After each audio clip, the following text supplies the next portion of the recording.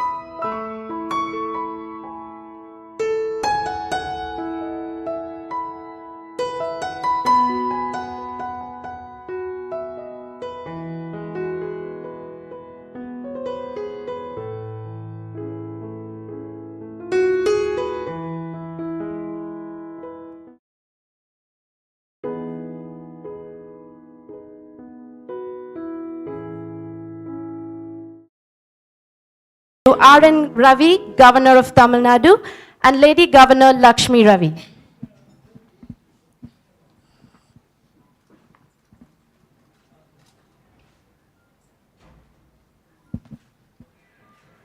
Welcome, Your Excellency. Welcome, dignitaries and invitees. We request all of you to remain standing as we sing the national anthem, followed by the Tamil Thai Vartha.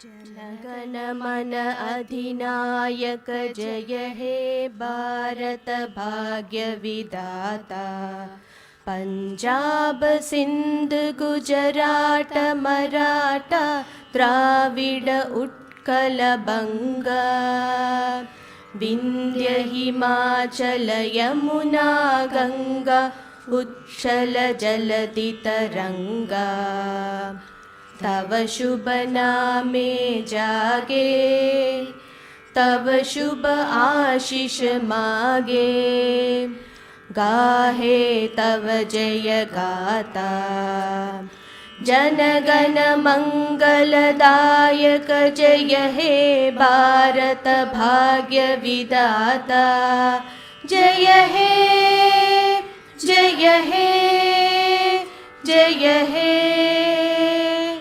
जय जय जय जय हे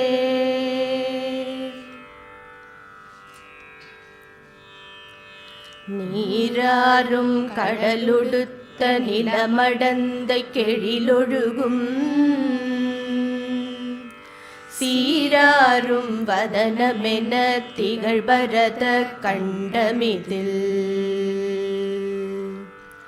தெக்கணமும் அதில் சிறந்த திராவிடனல் திருநாடும் தக்க சிறு பிறை நுதலும் தரித்தனரும் திலகமுமே அத்திலக வாசனை போல் அனைத்துலகும் இன்பமுற எத்திசையும் புகழ் மணக்க இருந்த பெரும் தமிழனங்கே தமிழனங்கே உன் சீரிழமை திறம் வியந்து செயல் மறந்து வாழ்த்துதுமே வாழ்த்துதுமே வாழ்த்துதுமே. Please be seated.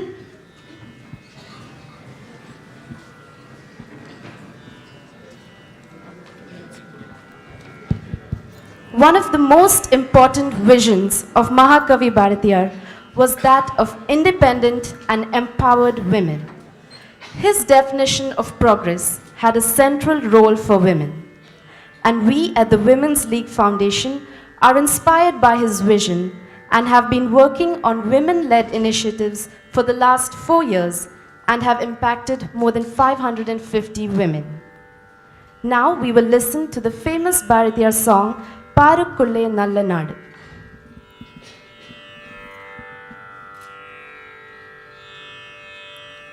பாருக்குள்ளே நல்ல நாடு பாருக்குள்ளே நல்ல நாடு எங்கள் பாரத நாடு பாருக்குள்ளே நல்ல நாடு எங்கள் பாரத நாடு எங்கள் பாரத நாடு பாருக்குள்ளே நல்ல நாடு எங்கள் பாரத நாடு எங்கள் பாரத நாடு பாருக்குள்ளே நல்ல நாடு எங்கள் பாரத நாடு ஞானத்திலே பரமோனத்திலே ஞானத்திலே பரமோனத்திலே உயர் மானத்திலே அன்னதானத்திலே ஞானத்திலே பரமோனத்திலே உயர் மானத்திலே அன்னதானத்திலே கானத்திலே அமுதாக நிறைந்த கவிதையிலே உயர் நாடு கானத்திலே அமுதாக நிறைந்த கவிதையிலே உயர் நாடு இந்த பாருக்குள்ளே நல்ல நாடு எங்கள் பாரத நாடு தீரத்திலே படை வீரத்திலே தீரத்திலே படை வீரத்திலே நெஞ்சில் ஈரத்திலே உபகாரத்திலே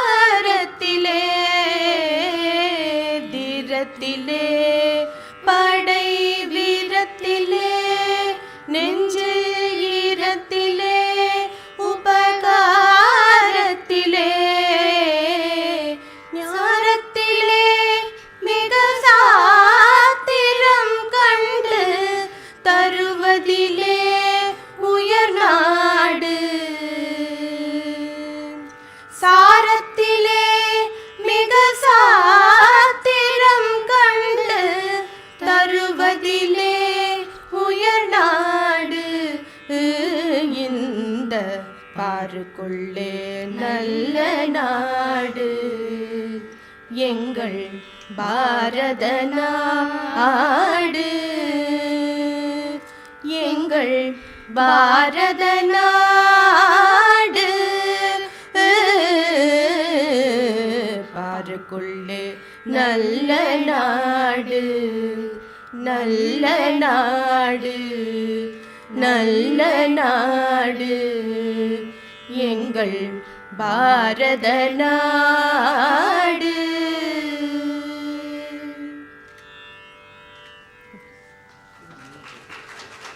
Thank you, ladies, for that lovely rendition. I now request Shri Anandrav Vishnu Patil, IAS, Principal Secretary to Governor, to deliver the welcome address.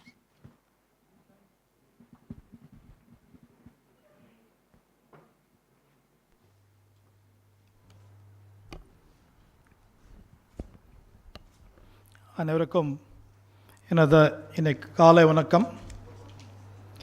இந்த நியோஜக வர்க்கத்தின் உள்ள அனைவரையும் வரவேற்பதில் நான் மிகவும் மகிழ்ச்சி அடைகிறேன். Good morning to all of you. Good morning. I am very happy to welcome all of you on behalf of Raj Bhavan to participate this very, very important program of this year. That is the Honorable Governor's interaction with you. I dare. I think very apt title for this. So many men and women, so many ladies, so many girls who are achievers in your own arena and leaders of India. So I welcome all of you for this very important interaction. I am very happy to extend our warmest and heartiest welcome to Honorable Governor for gracing this occasion. You can welcome Honorable Governor.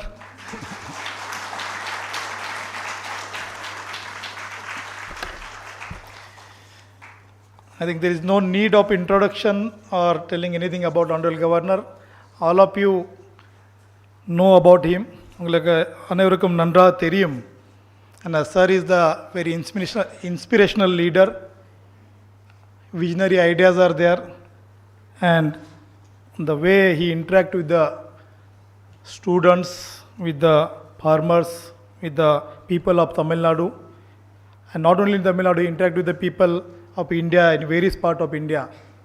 I have not seen a single person who not inspired by him.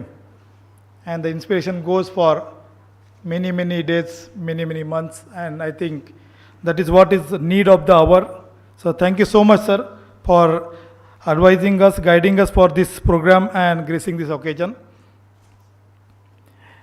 I take this opportunity to welcome Honorable Lady Governor,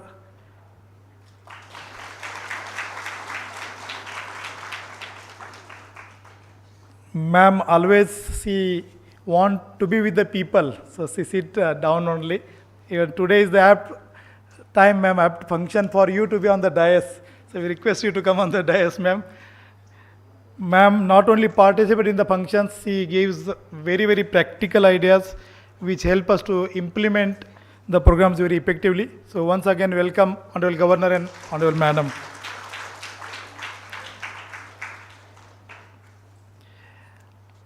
Generally it is called Raj Bhavan, but the day Honorable Governor took over, the swearing in ceremony happened and he took over as the Governor of Tamilnadu, he decided to change this as a Lok Bhavan.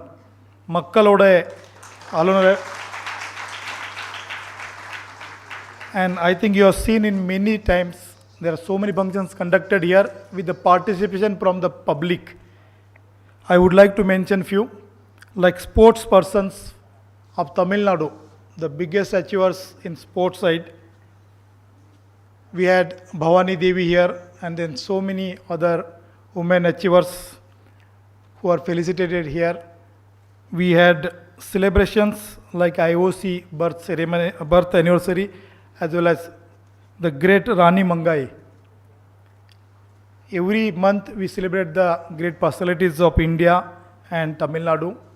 And it is not just garlanding. There will be people will come and speak, and the participants also will come and speak.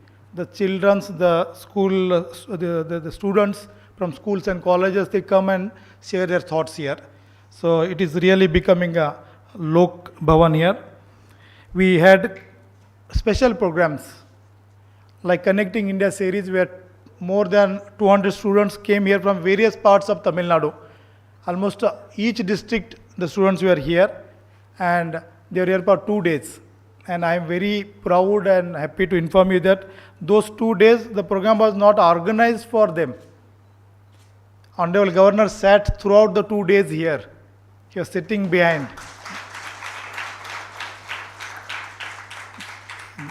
That is the great leadership. As again you are aware that Kolu exhibition was arranged in Raj Bhavan, and it was open to the public, and the same place we had regularly, we had in the main building, we had regularly, every day we had the cultural program where the young talent was given opportunity, they came and performed. And the same hall we have celebrated fortnight, Freedom Fortnight. I don't think any other Raj Bhavan has done that. So with such visionary leadership, every day we had celebrations here. The unsung heroes, like many of here today, unsung heroes of India, unsung heroes of Tamil Nadu were identified, their exhibition was arranged here, and I am very happy to inform you all that not only Honorable Governor stopped there, now he asked the universities to research on those people and come up with the research report within a year. So that is what as an achiever. So please give big hand to Honorable Governor for this. I take this opportunity to welcome members, chairman and members of Women's League Foundation, who has been rendering human service to society by focusing on empowering women and girl children. They carry out well-planned and comprehensive projects in health, education, skill development and income generation projects meant for women, community, to enable them to stand on their own feet to lead a dignified life. So I take this opportunity to welcome Miss Divya Sopnaraj, Chairman of Women's League Foundation. Welcome, ma'am. On behalf of Raj Bhavan, I take the opportunity to welcome the eminent personalities like Dr. Kamala Selvaraj, Dr. Nandita Thakkar, Tirumati Mallika Badrinath, Tirumati Meenakshi Srinivasan, Dr. Saranya Jaikumar, Miss Ilavenil Varivalan, Dr. S. Priya, and Dr. Vasanta Gauri. Nalla kaidatla.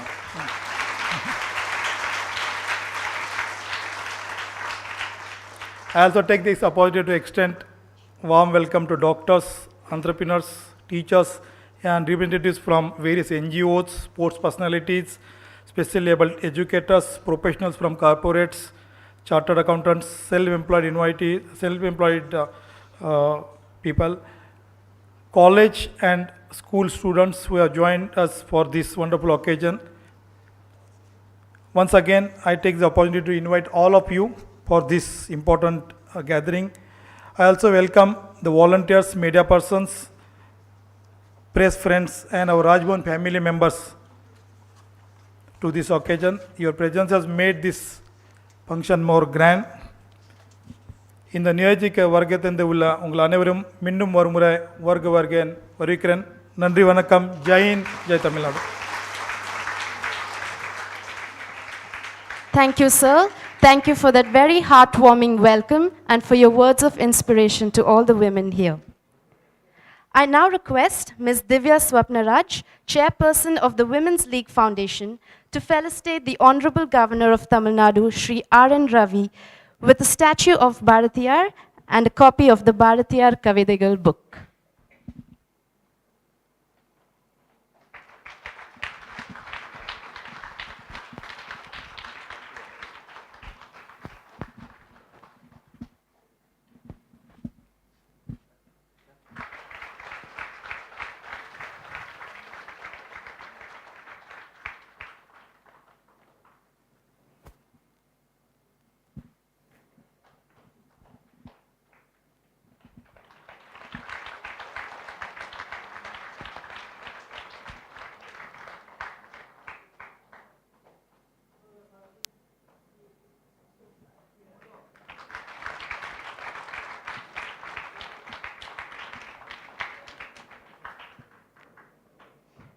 Thank you. Now may I request Ms. Divya to felicitate Lady Governor Lakshmi Ravi. Madam, may I request you to come up on the dais?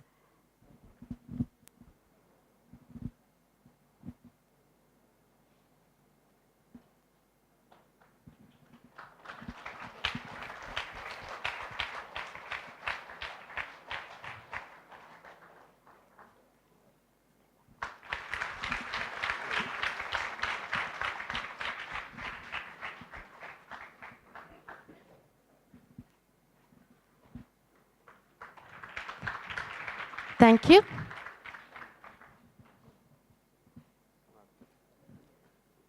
Madam, may I request you to kindly stay back on the dais? Okay. All right. May I request Ms. Divya to also felicitate the Principal Secretary to Governor, Sri Anandrao Patil, IAS.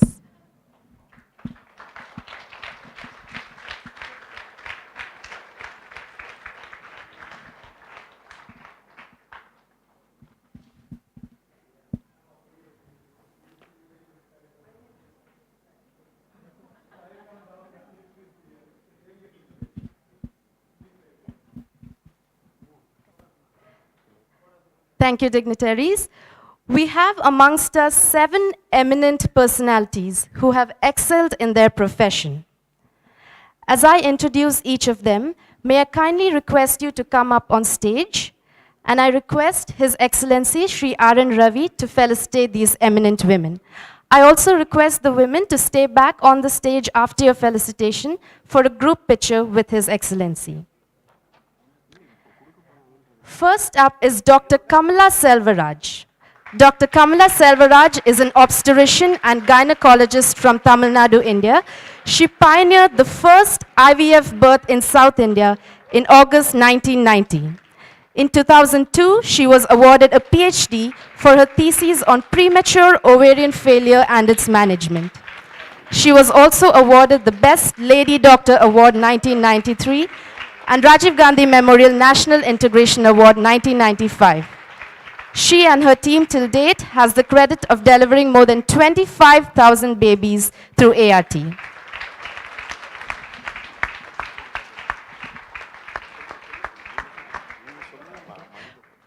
Next up is Ms. Malika Badrinath, a celebrated author and culinary expert, needs no introduction as she is a household name, having done many cookery shows on television besides authoring many cookery books. She is the author of 29 cookery books translated in Tamil, English, Telugu, Kannada and Hindi.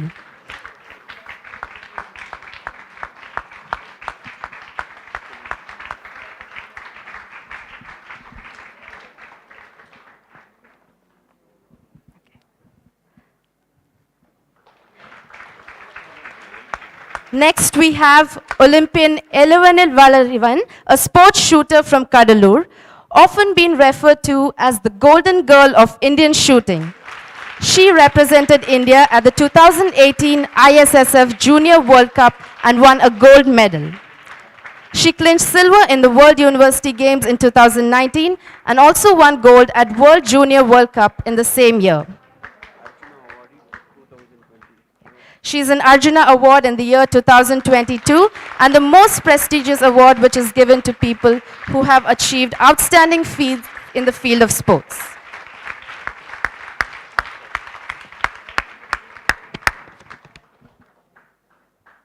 Dr. Nandita Thakur is an infertility specialist with over 30 years of experience with specialization in reproductive medicine, high-risk pregnancy, preventive gynecology, and obstetrics.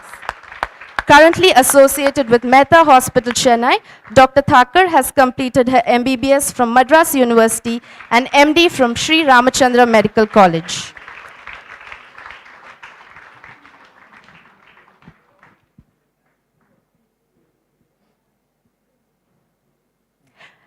Meenakshi Amma Samayal, hailing from the economic vehicle section, Meenakshi couldn't continue her schooling beyond 7th standard and had to work as a maid to support her family financially. But today, she is one of the most prominent YouTube sensation through her cooking channel, Amma Samayal, with around 1 million subscribers across the globe and with a total viewership of 23 crores. She's also an established entrepreneur and her brand Amma Samayal Foods now exports her instant mixes and food products to over 5 countries. Next we have Ms. Saranya Jaikumar. She's one of the first doctorates in educational psychology in India. She's also the consultant educational psychologist, member of American Psychological Association, British Psychological Society and Rehabilitation Council of India. She has been appreciated by many as the flag bearer of POXO awareness. She's also board of advisor to the American International Accreditation Association of Schools and Colleges, New York.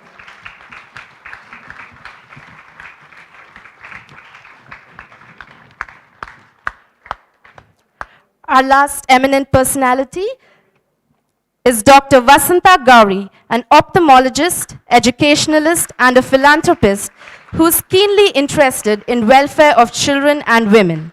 As a practicing ophthalmologist, she has conducted innumerable eye screening camps and catered to more than 2 lakh students to detect vision problems in school-going children.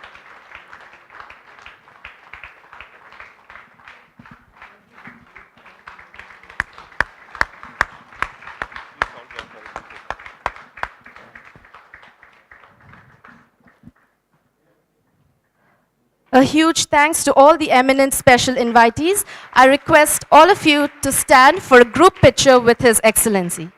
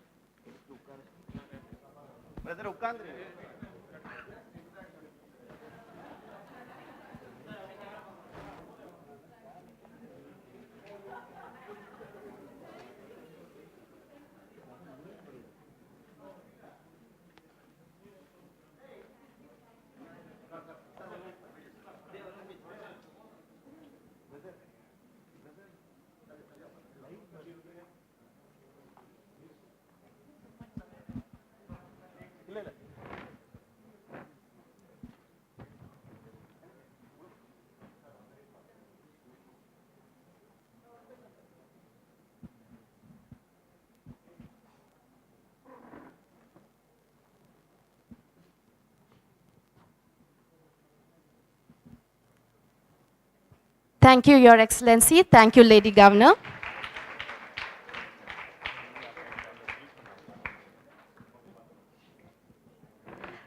I now call upon members of the Women's League Foundation Self-Help Group, Ms. Selvi, Ms. Sumati, Ms. Madhamal, Ms. Shobi, and Ms. Nasima Begum to present His Excellency with the products made by the women's self-help groups.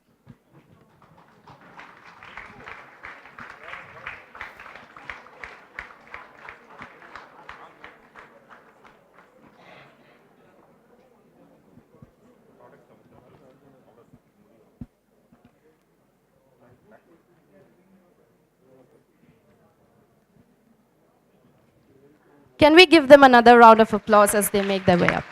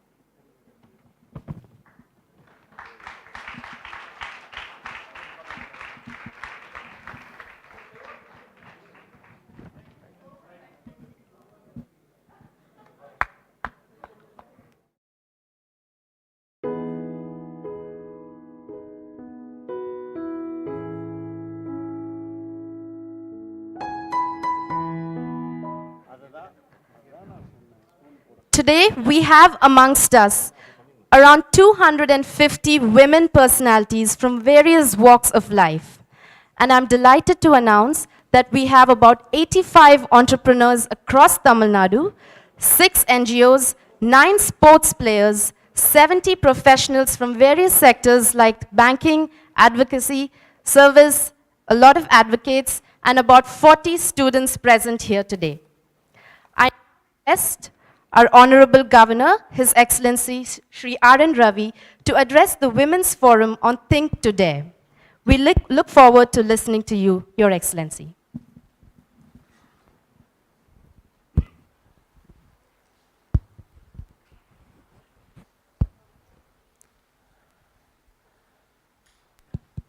First of all, thank you all for making it, coming over, and gracing this occasion, this Raj Bhavan.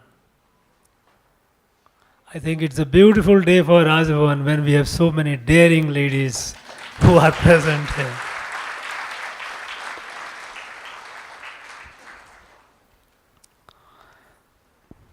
Anand, my secretary, he introduced saying that I am an inspiration, but the secret, the truth is that I get inspired when I meet you people, when I meet the youth, when I meet the entrepreneurs, when I meet people, those who are doing things, and especially those who are doing things against odds, against difficulties. Now that gives me so much inspiration, so much strength that it keeps me going. It gives me a sense that perhaps I have not done even half of what I could have done so far. So, meeting you all is indeed a great source of inspirations for me and for, I think, entire community. I have before me very eminent high achievers in various fields, very high achievers in various fields. Through their determination, through their strong guts, they have reached where they have reached. They have touched the lives of large number of people. Each one of you is an inspiration. You know, our society unfortunately has been not very women friendly, in the sense that giving opportunities to the women to grow in life. So every woman, each one of you, you have in your own way, you have overcome a number of obstacles, a number of handicaps, and you have reached where you have reached. I have before me Meenakshi ji, an inspiration for people, those, imagine, no a special degree, coming from a very, very modest background,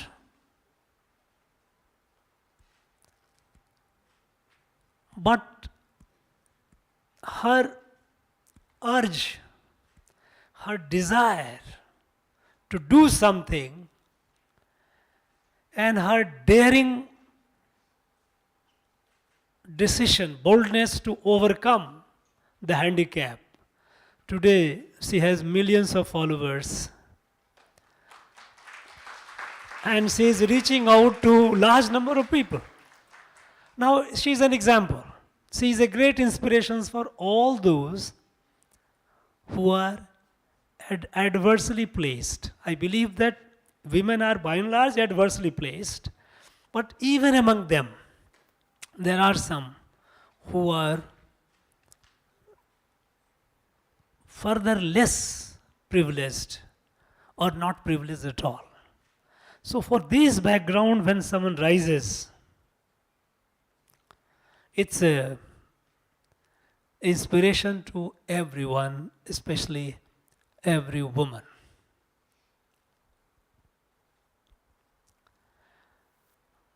I have not named many. They're all these 8. If I call them celebrity has become a very usual term. But they are examples to, they are icons. A young girl, Arjuna Award winner. She is shooting. She has made the country proud. Look at this. So you have the doctors, you have psychologists fighting for the right of the children, fighting at all fronts, and that too in an adverse situation, fighting, even going to the High Court and trying to get relief. I mean, this reflects enormous commitment, a strong and bold mind and heart. You know, no society, no country can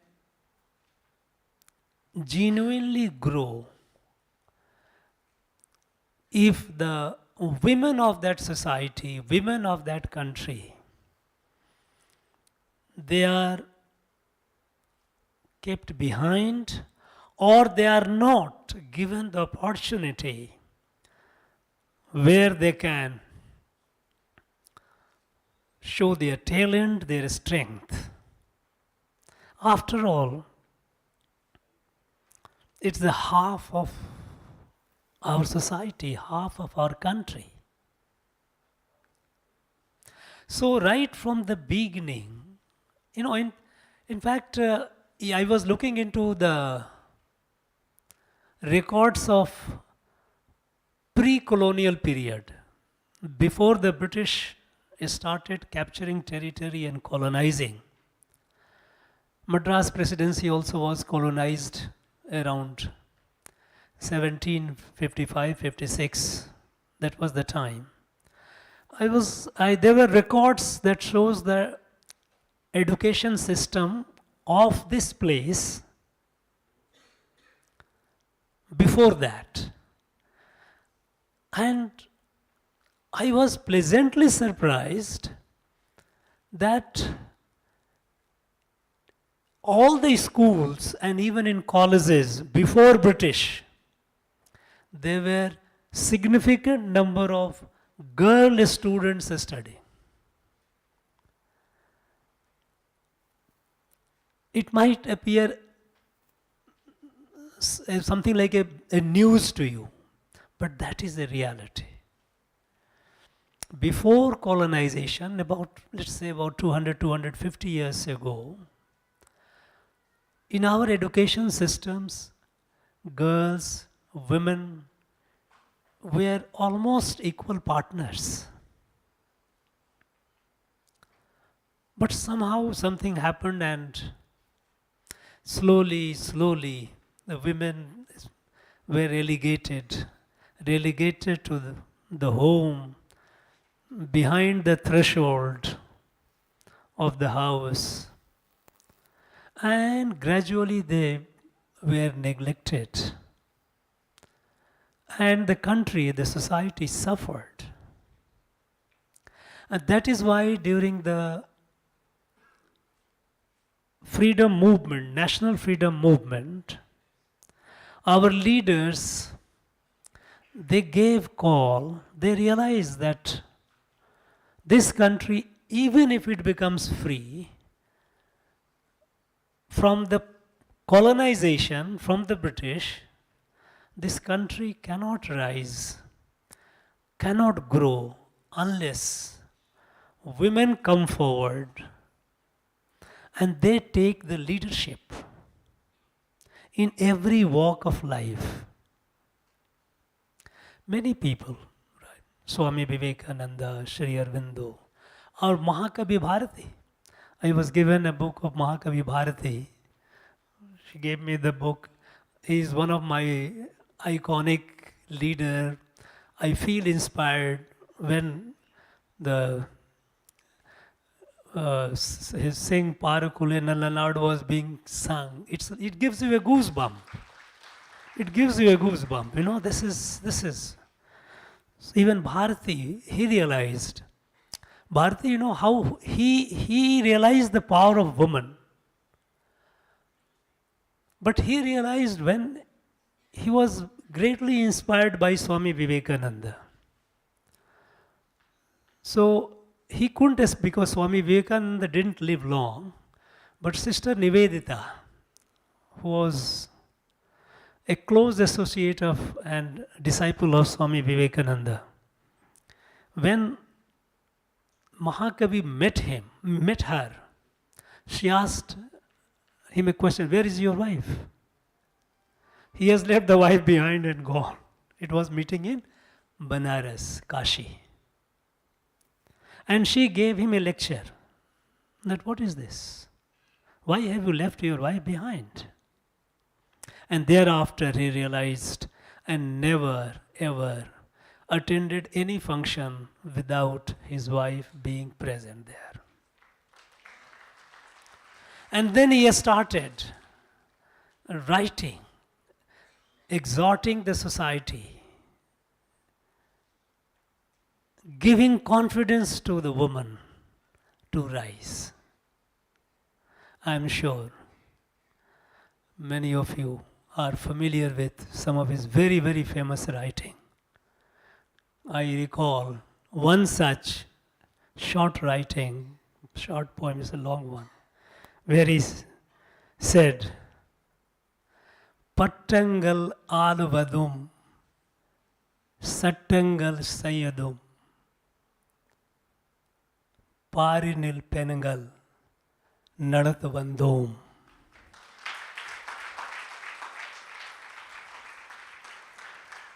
Ettum Arivenil, Anu Kinge Penangal, Ille Pille, Kana, Enru, Kumiyati.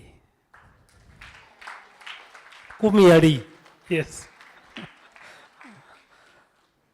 Now, it was a call to, yes, they are not behind. You know, even after independence, we gave in constitution, equal gender equality everywhere.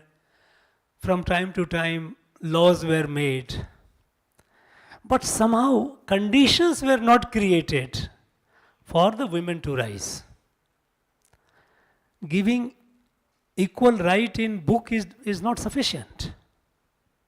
There has to be conditions where they can come forward. Conditions where they can overcome the social barriers.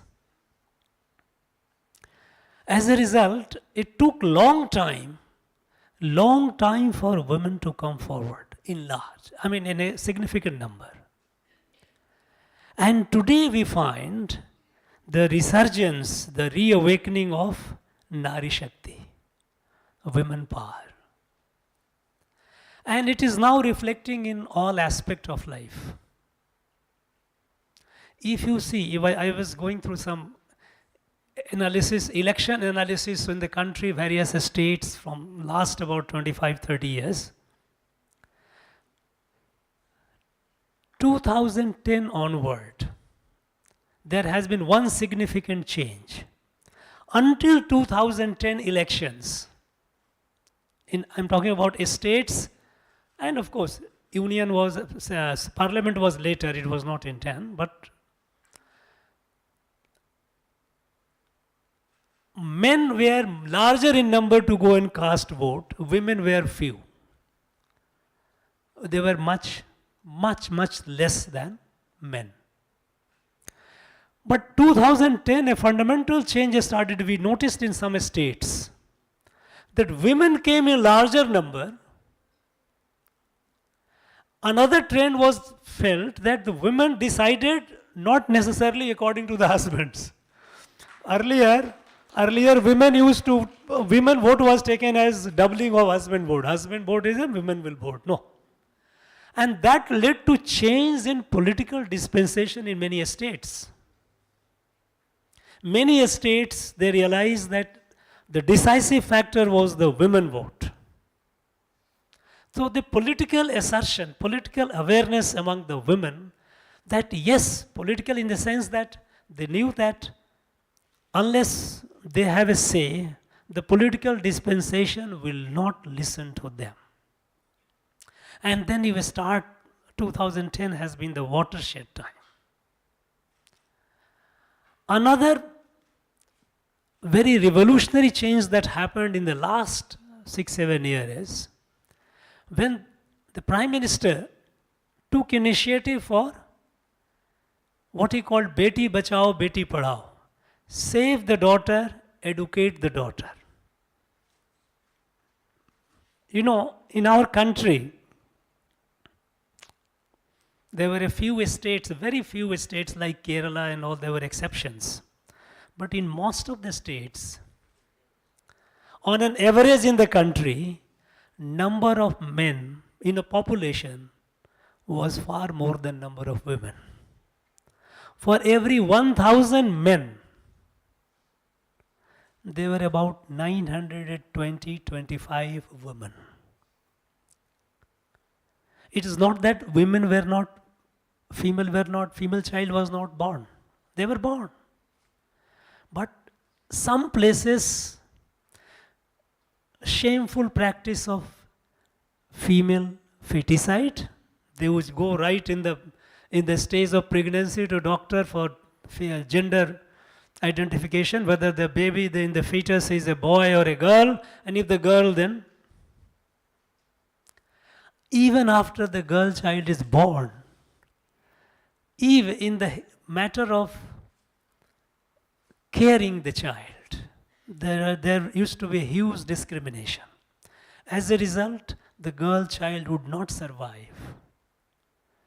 Malnutrition, access to health care in case there is some disease, the need for medical attention, the family would give preference to the boys, not the girls. So, the female children, quite a number of them would die. So infant mortality among the girls were more. So environment was hostile. Now with this collective thrust that no, we have to save our daughters, we have to educate them, and we have to give them the confidence that they deserve, they are equal partners. And I am happy to inform you that after a long, long time, in our country the gender ratio has been corrected. Although the census, latest census result is not yet out, but there have been a number of sample surveys, and those surveys indicate that if they are true, and I am sure they are true, that today we have balanced the gender inequality in terms of number.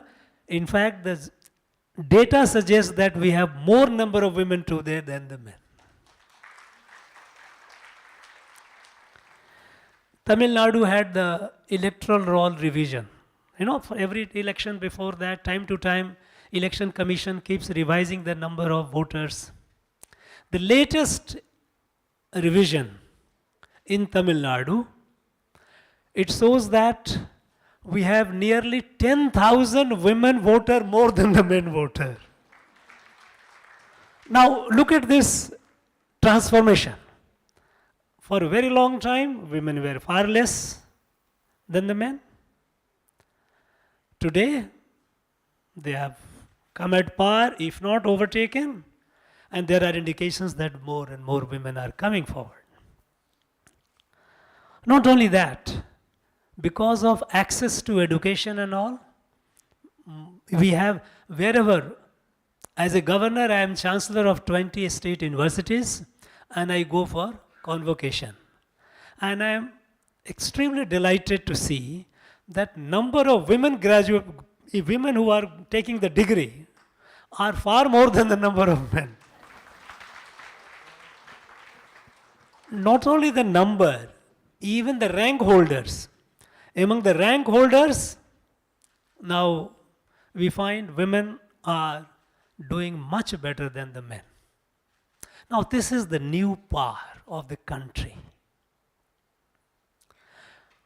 Conditions are being created, not only for the young, in education, but also to our mothers and sisters in the villages, in the rural areas, giving them access to drinking water, having the potable water in the house, cooking gas. Earlier, the rule they used to go and get firewood or burn some stuff that used to take a toll on their eyes, also on the health. So access to cooking gas, access to potable drinking water, toilets. In our country till about 6-7 years ago, more than 55% of our country people, they used to go for open defecation in the field. And when it is because they didn't have toilet in the house. And when there is no toilet in the house, who is the worst victim? The victims are the ladies of the house.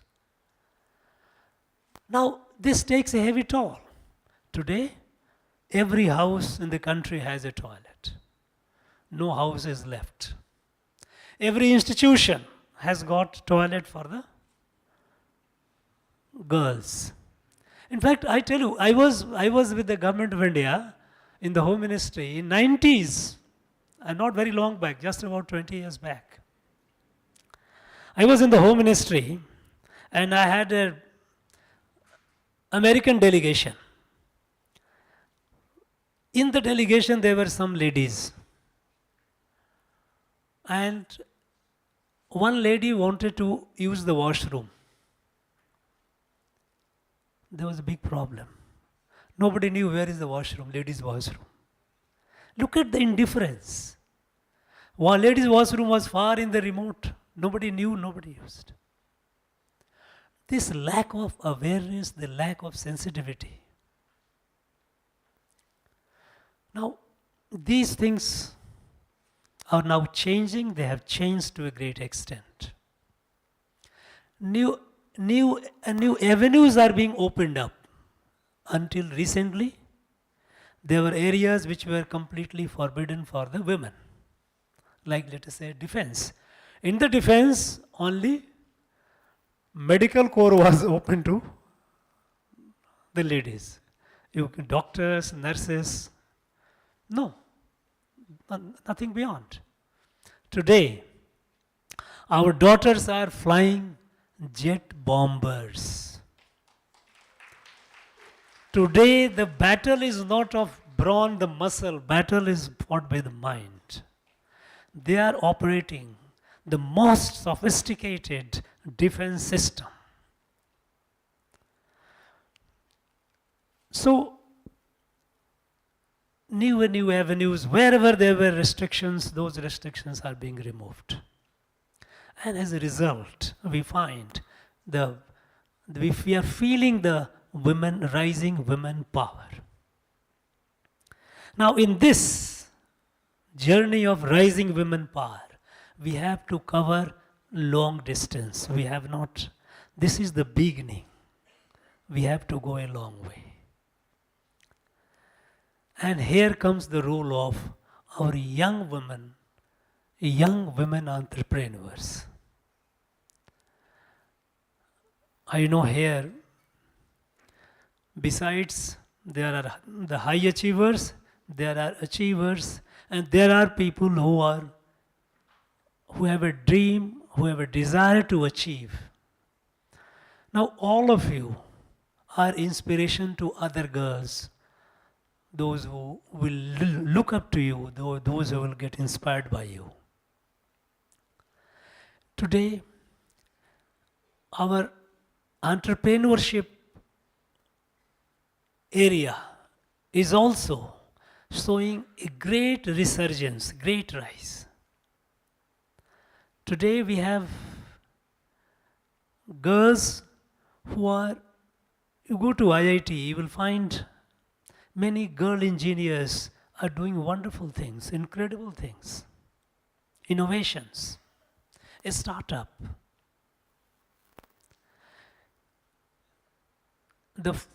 One of the fundamental changes which have been brought in this country in the last 7-8 years by the Prime Minister is a realization that this country cannot rise with the effort of the government alone. After all, what is government? Government has a few lakhs people working for the government. This is a country of about 1.4 billion people. Imagine, 140 crore. A few lakhs in the government, what can they do? And all that they should do and they are doing is, don't create a problem for the rest. Let them rise. The problems which were there, try to remove the problem.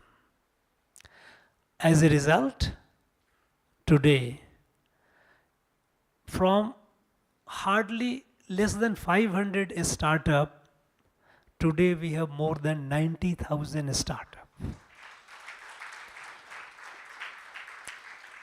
This is the power of young India.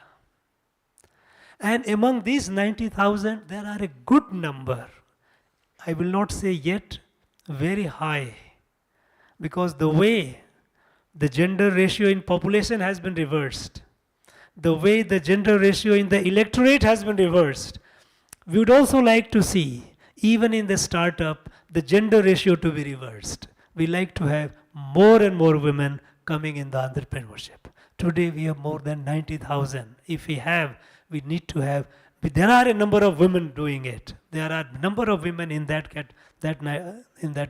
group of 90,000. But we need to have more and more women.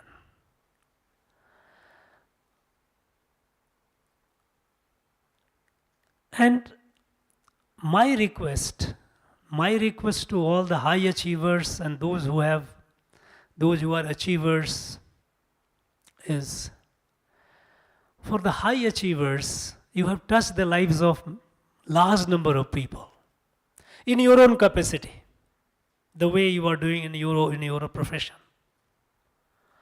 But now, can you think of consciously inspiring others? Now you are inspiring through example. Young people look at you and they get inspired. But if you take interest in inspiring, because you are all role model. Now if you visit universities, meet the young women there. We have a large number of state universities, private universities. They will all be very happy to receive you. Interact with the young woman. Because we have a large number of women who are graduating. But after graduating, what? We have a large number of degree holders. But after degree, they go back home and get back in the same routine.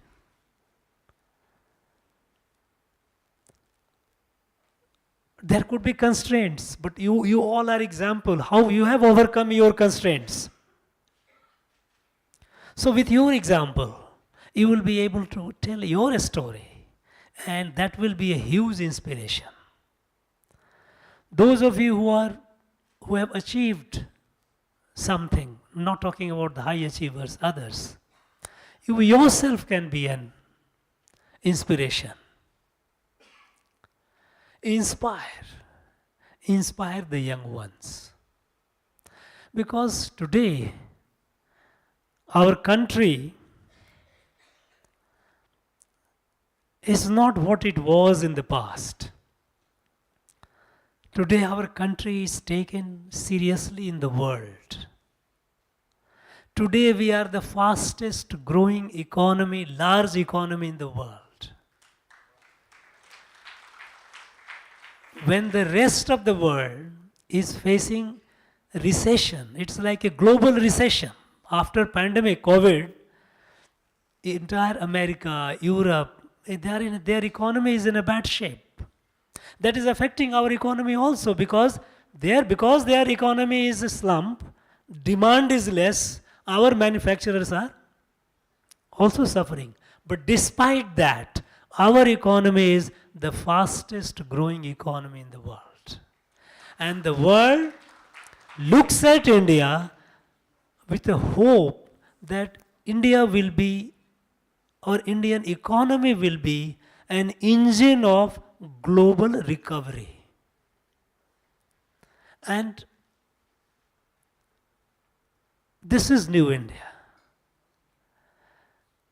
We are the 5th largest economy, and it is all set. Even the international experts, they all agree that in the next 5 years or so, we will be the 3rd largest economy. And if we continue the pace, then in the next 15 to 20 years, we will be the largest economy. But this largest economy, keeping the momentum, it depends on our contribution of our women, the young women. So, when you are experimenting things, you are daring, you are doing things which others have not thought of. It is not only good for you, but it is good for the country.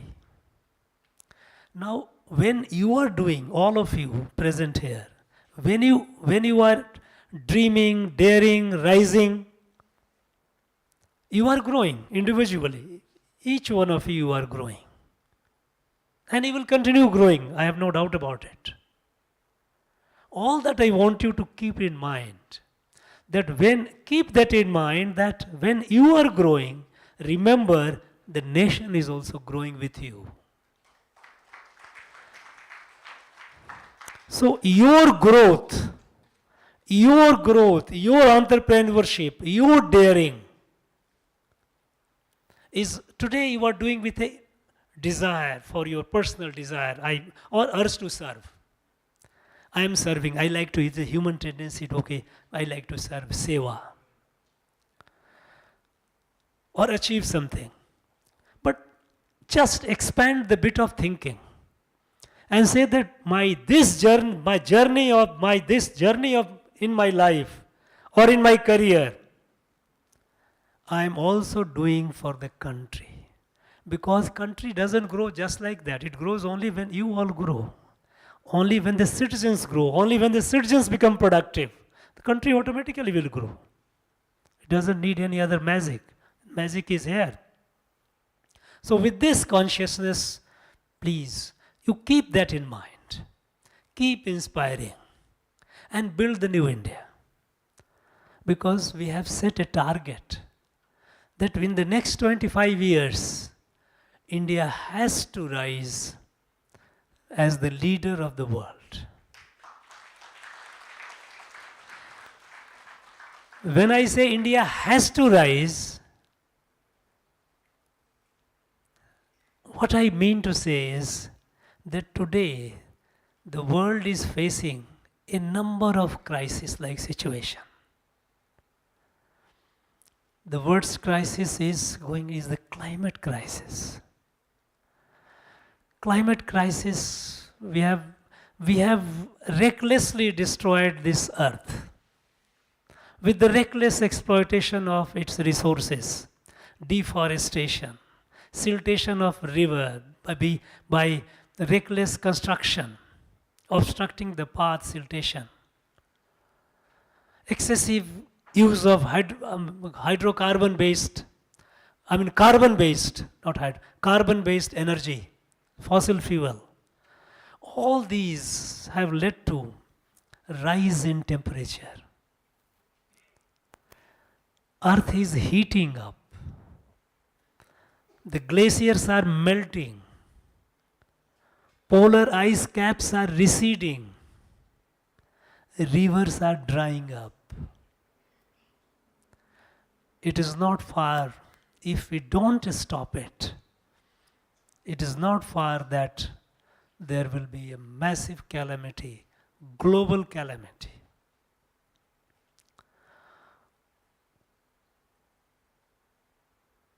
And those countries who are responsible for it, they are not thinking much about it. They talk about it, but they don't do much about it. It is our country which has taken resolve to move away from the carbon, fossil fuel to clean energy, green energy. And we have set a target that by such and such time we will be fossil fuel free.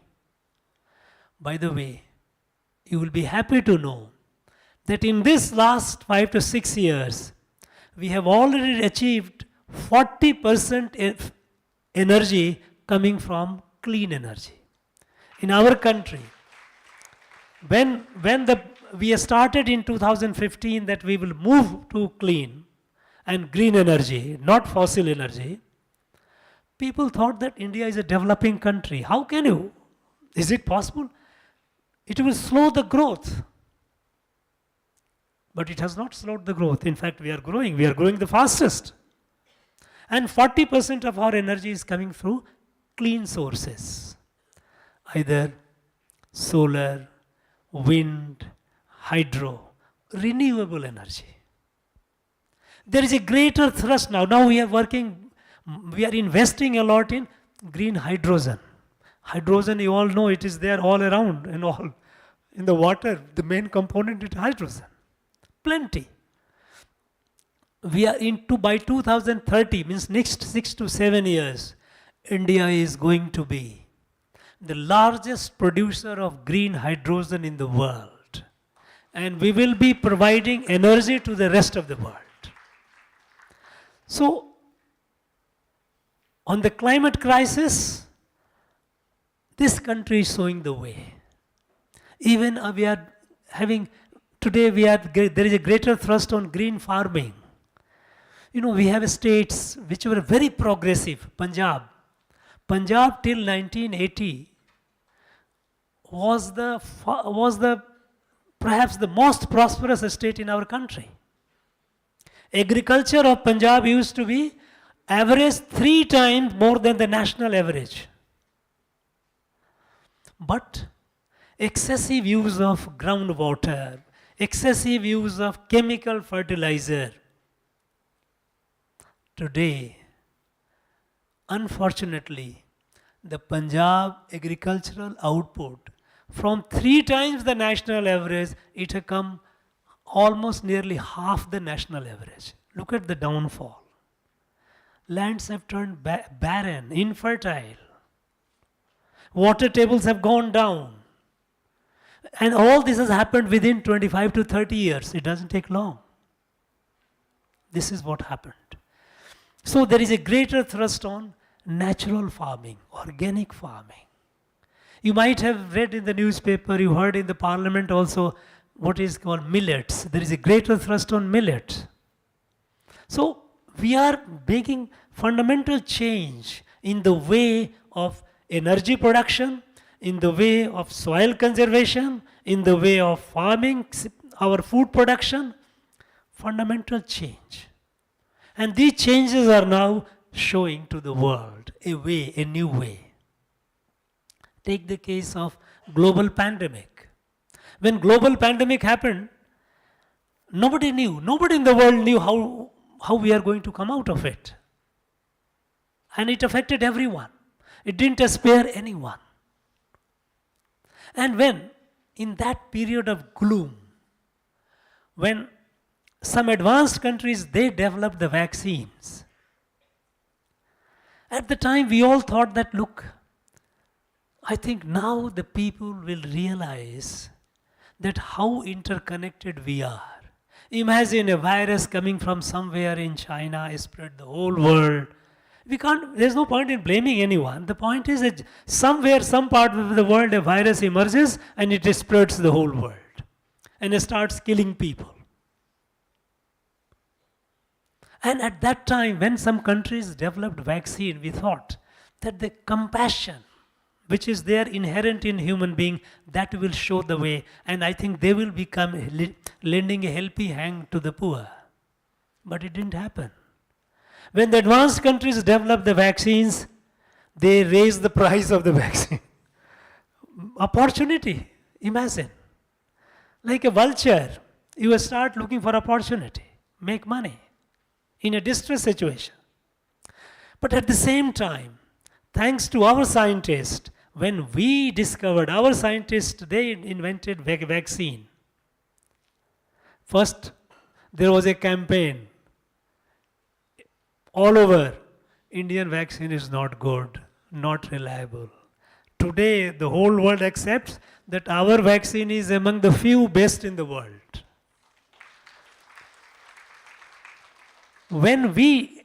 Our scientists, when they invented the vaccine, we gave vaccine free of cost to the people in over 150 countries. Because it is in our sanskar, it is in our DNA that we cannot bear this suffering elsewhere if we can mitigate that, if we can reduce that. And this is Bharat. And the world has realized it, that India must grow. Because when India grows, it is good for the world. In the past, when some countries grew, they created problem for the world. When European countries, they developed, they colonized the world and exploited our own country. The British, Dutch, French, Portuguese, they all came in different parts, they colonized and they destroyed our economy, destroyed our everything. After the decolonization, after the Second World War, when the USSR, the Soviets rose, America, also United States of America rose. Then when these two countries rose, they created massive havoc in name of promoting their own ideology. One for democracy, other for communism. They devastated the world. Millions of people died. in name of ideology. Recently, when China started rising, again, look at the way they rose. Whomever they gave money, telling them that they will build the infrastructure, they put them in a date trap. Sri Lanka is an example. Sri Lanka, they built assets which were not of any use. Hambantota port, many of you must have heard and read about it. Hambantota port, it was built for over $1 billion. Saying, Chinese told the Sri Lankan government that look, this port will earn you tons of dollars. Because this port is located close to the east-west sea lane of communication. You know, the most of the cargo happens through Indian Ocean. And they said that look, all these ships will come for servicing and we'll earn money. So they gave $1 billion plus loan to Sri Lanka. They built the port. And after the port was built, no ship came. So the question is, how do you repay the money? How you repay the loan? Sri Lanka was not in a position. They fell into the trap. So what they did? Chinese said, okay, since you can't pay, you give the port and the area around to us. It is our land. So they gave them a long-term lease. It became a Chinese territory practically, affecting, compromising the sovereignty of the nation. On the contrary, India, Sri Lanka, we are neighbors, very good relation. India gave assistance of nearly $5 billion. $5 billion. Of this $5 billion, about $600 million was grant. But when we gave the money, we built their roads, schools, colleges, hospitals, health centers for the welfare and development of the people. Now, there are a number of examples where countries in the world have become very careful in taking Chinese money because they know that Chinese money comes with a huge string attached and it will create a problem. But when India comes, they are happy. Today, in the world, in the international world order, which was created after the Second World War, those countries which won the Second World War, America, US, Britain, France, Soviets, these countries together formed the club and they created the UNO and they became powerful. As a result, a large part of our humanity is unrepresented. They are voiceless. They have a representation in the General Assembly, but nobody listens. General Assembly is like assembly, where you meet, who cares? Decision-making body. Decision-making body is UN Security Council. In the UN Security Council, small countries like, imagine, Britain, France, they have veto. Think of it. Whereas, 2/3 of the world population, they are neglected. They are all looking up to India with a hope that now India will be their voice.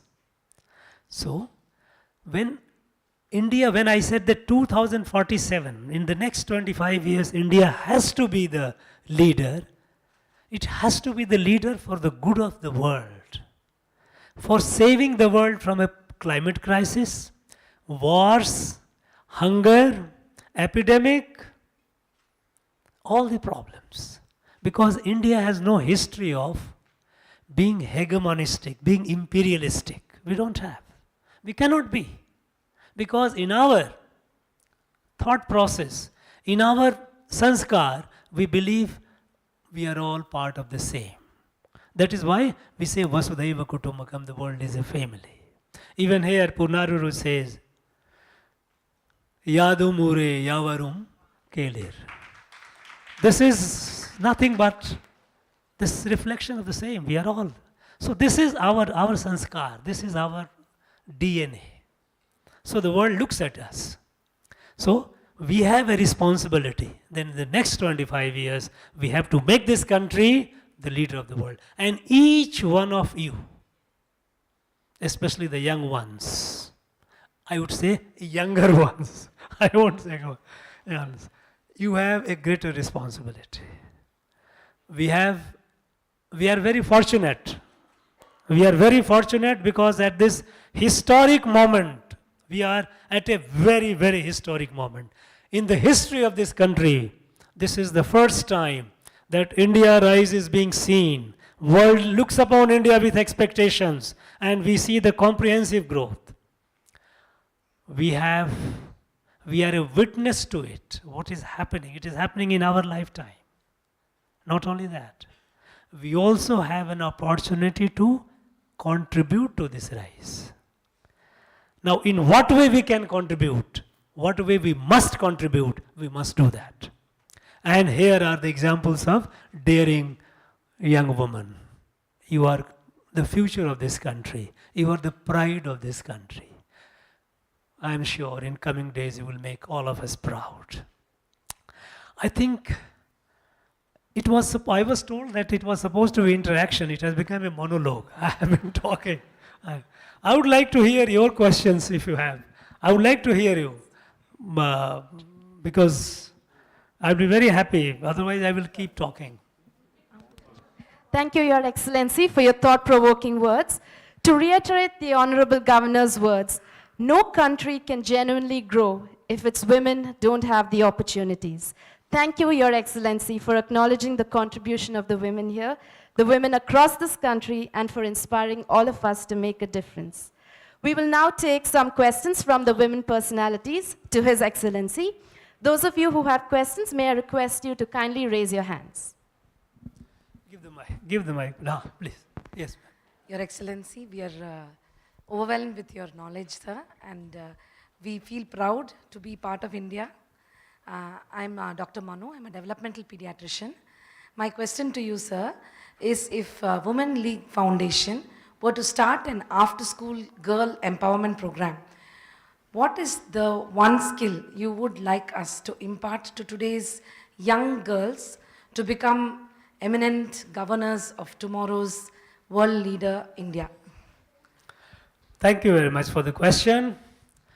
Now, I was reading your Young Women's League, some literature was, I was also, before I come, I have to do the homework, I must know what I'm doing. I'm told that you have a vision to reach 1 million people by 2030. To be modest is good, but to be over modest is not necessarily good. 1 million is too small a number. No, reach larger. No, I'm coming to that. Today is a digital age. Now, who could imagine, I'm asking you, who could imagine 5-6 years back that we would reverse the gender ratio? Who could imagine that 55% people going for open defecation, nobody will go for this? Who could imagine that we will be able to take drinking water to every household, and that we are doing that, cooking gas to every household? You have a very big dream, you have a long courage. You have a strong courage. Today in the digital age, you will touch and improve the lives of many, many millions. You said, Doctor, what is the one thing that Young Women League should do to our young entrepreneur, young ladies? It is my belief that if I have to empower myself, it is I and I alone can empower. Nobody else can empower me. I came from a village where there was no electricity. I saw the electricity only when I reached college. I used to walk 8 kilometers one way to go to my school, right from middle school. I had a primary school nearby. I used to 8 kilometer going and 8 kilometer coming, and many times in the summer. In rainy season, for miles together, I had to lift my trouser and chappal and walk in water. But there was something, I thought, I must do something. This confidence is that you need to give. Each girl, I often address when I talk to the young people, I say, our young students, when I meet them, I tell them, you are like seed of a banyan tree. Seed of a banyan tree is so small, tiny. But in that seed is hidden a mammoth tree. You need to, I think the most precious thing that young women leak and all the achievers should do is give the confidence, the self-confidence, you can do it. We have, it's a God's unique, humans are God's unique creation. Our ancient scriptures say that divinity is in all of us. So everyone is divine. Our potential is limitless. A sky is the limit. If only I realize I can do it, I have the courage, I have the vision, I have the boldness. So give them a sense of self-confidence that they can do it. Dream big. Dream big and have the self-confidence. There is no barrier in the world that will stop that person from growing. And when the hardship comes, when the adversity comes, and what is life without adversity? It's all boring.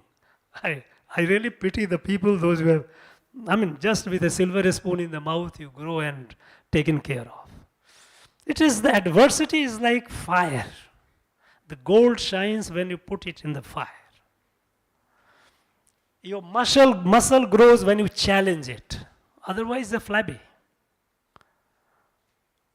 Challenging oneself.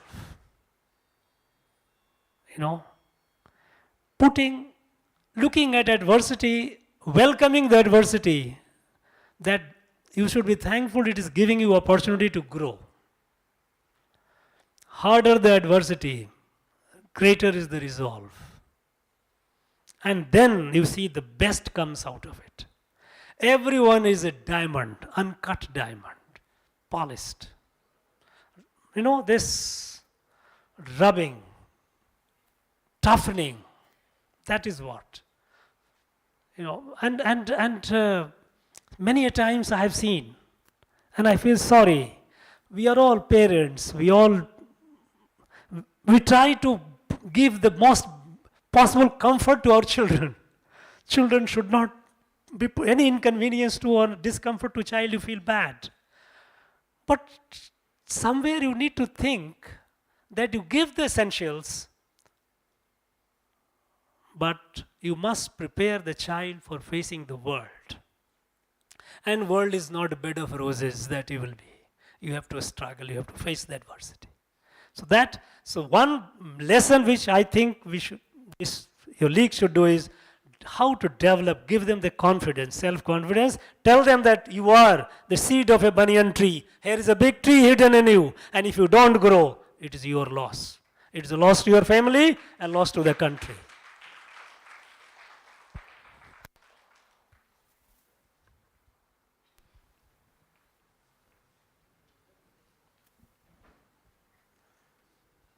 Good afternoon, Honorable Governor. I am Dashna Jain and I am a POSH consultant, which refers to prevention of sexual harassment at workplace. My question to you is step B, which can help prevent gender biases at workplace and provide a more equitable workplace for all the women employees as well. In my functions, whenever I go and attend many functions, it is perhaps the first time I see two ladies sitting on the bed.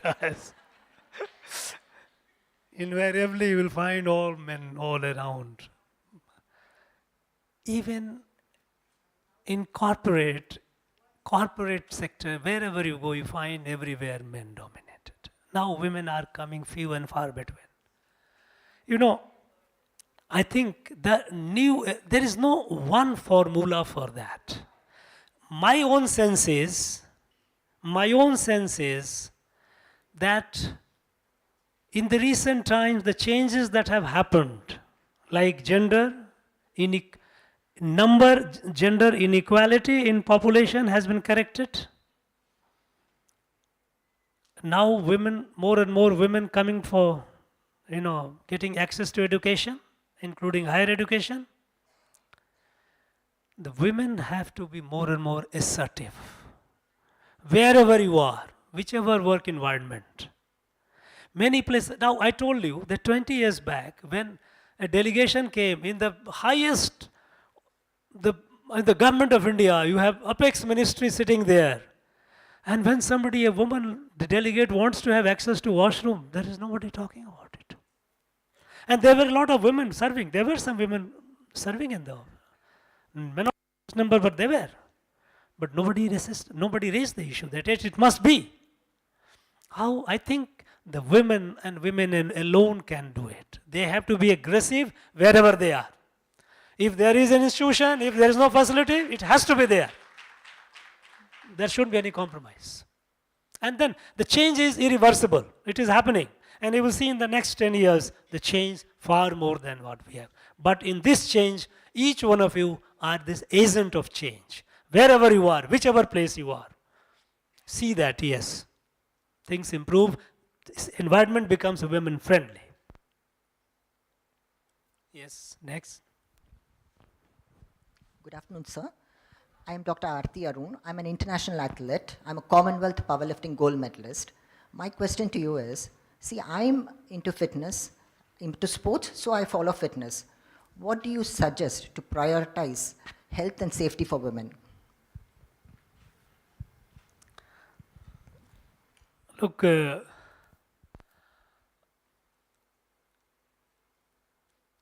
both are important, health as well as safety.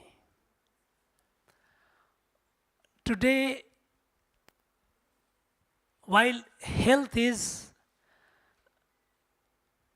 something which is individual centric, an individual has to be conscious of it, and more awareness there has to be. And I think there is a greater awareness today.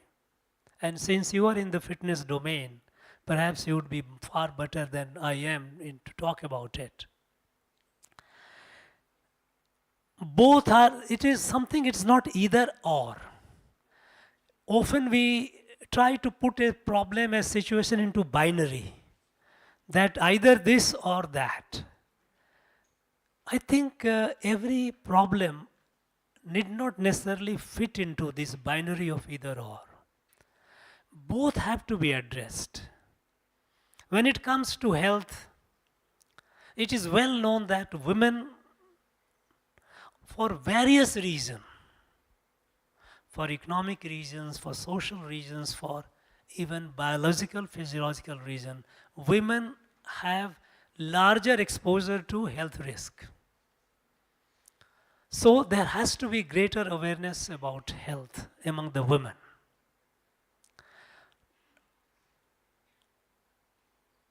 Fitness is for all, and that is why, if you recall, some years back, because after all, when we realize that the country can grow only when the citizens are fit, fit is physically fit. We all have three elements, physical, intellectual, and spiritual. The physical fitness is very essential. So Prime Minister launched Fit India campaign. There's a greater thrust on sports, Hello India sports, and the wellness and all those things. Fitness has to be yoga. This is a mass movement. There has to be greater and greater awareness about fitness. And for fitness doesn't necessarily mean that one has to go to gym. Fitness can be individual. For example, I personally, I have followed a regime of yoga, 1 hour yoga, which is a part of my life, and that takes, I have worked out in my own package, this much I do, and that has been helpful in keeping me going. Safety is linked with the environment. While I can work for my health, I have to be safe. The environment in which I am, that environment has to be safe, is beyond me. But I cannot be a mute spectator. There is a greater awareness coming up about the safety. Safety both in terms of physical safety, which is the most important, psychological safety. The person also may feel confident. Until a few years back, even today it happens. It's not that it has not happened today. When a woman suffers, she faces the risk, or she suffers the risk of safety, and she suffers, sometimes there are still people who are raise the question. Suppose if in the evening a lady is coming out and something happens, the kind of questions, it is called as stupid. There are many others who say, no, this is not acceptable. So even all those people who thought that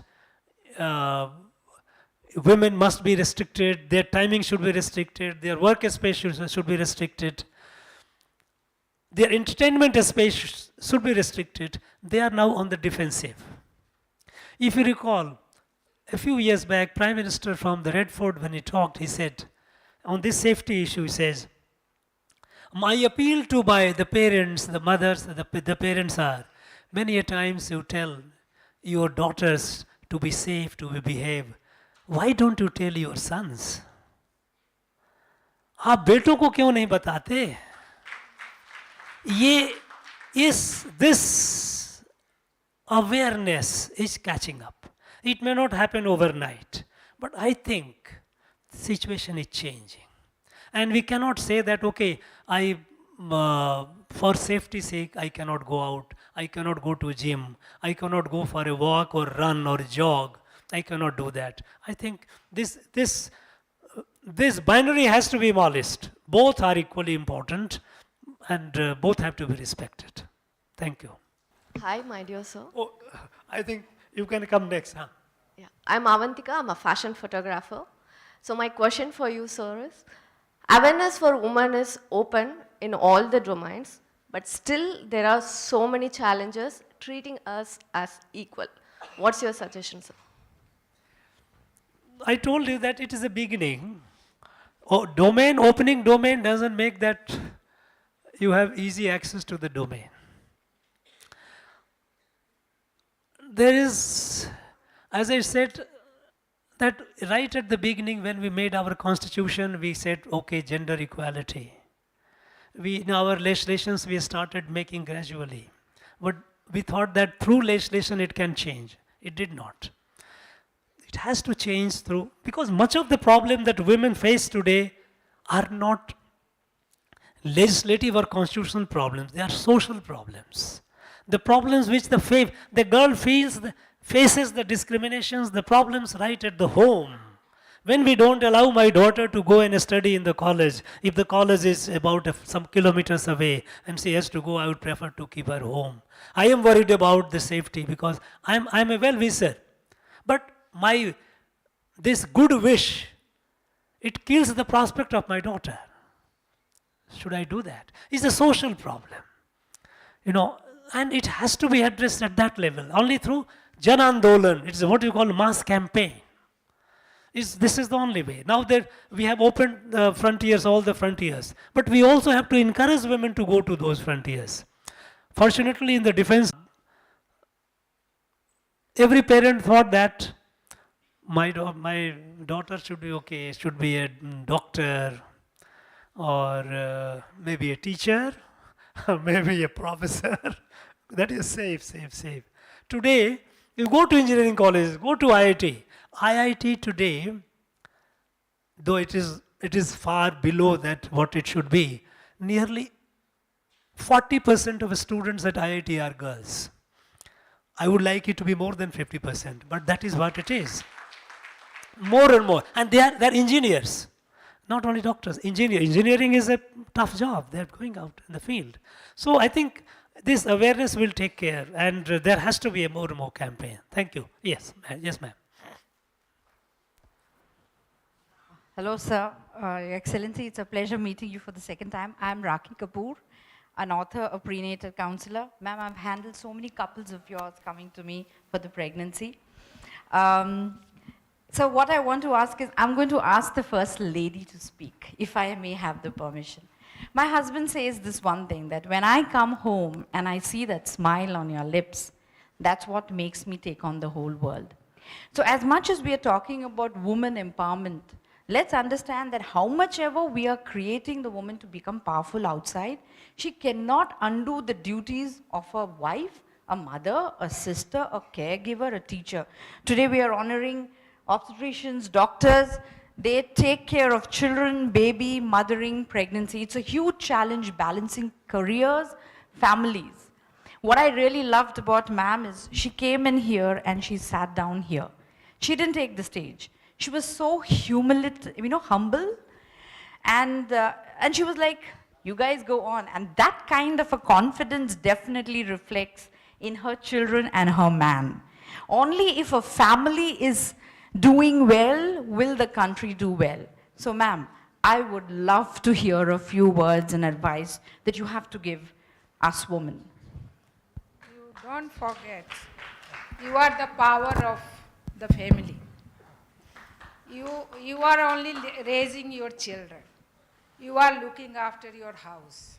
If you are not doing, your husband can't go out, they can't do anything. But even my childhood I have heard. My parents used to keep telling that every man have one lady behind. All the success men have a lady behind. That's true. But then you have never seen, you have never got, and I know, I'm sure you have never heard that every success woman has a man behind. Never. So that is it. You are the power of the family, you are the power of the country, you are the power of the world. And it can't be changing also happened what the governor said. But the changing can't be the overnight. That changing every day, every moment, So I think most of us, we haven't heard about the Nagaland. There was, I think, some of the people, some of the ladies must have heard about the Nagaland, but they're not, I don't think everyone has heard. What was the system? There was not the voting power with the women. Just yesterday, 2 ladies have been selected in that MLA.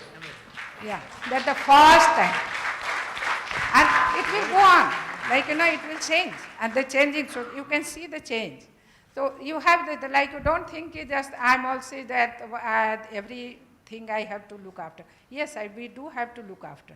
But the thing that you are the power of the house. You are the Durga in the house.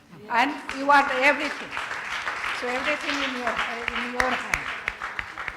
If you really withdraw yourself, nothing will move. So think about it and go ahead.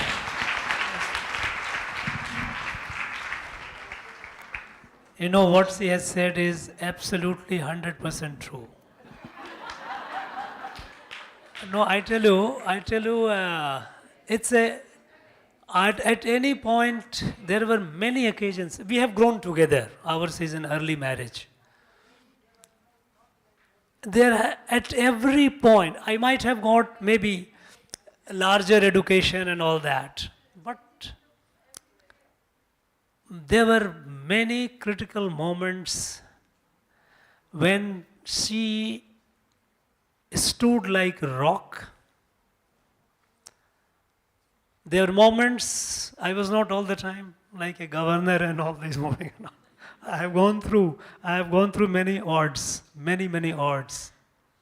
There were many occasions which could have been absolutely wrecking. But the power of this one lady, that yes, and when you have the lady, you have the power to take on the world. That's a fact. And she told one thing, look at she narrated one incident about Nagaland. Highly patriarchal society. The women will not be, no, they will not.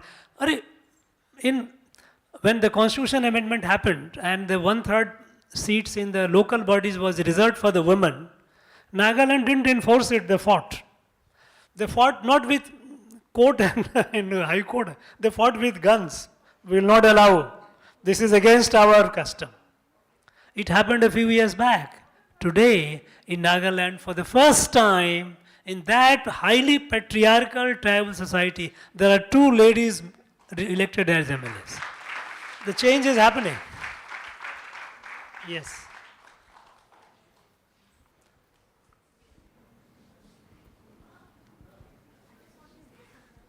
Hello, sir. Yes, sorry. Hello, sir. I'm Lakshanya. I'm studying 6th grade at American World School. I have a question for you, sir. What is your valuable advice for girl children? Girl children, Yeah.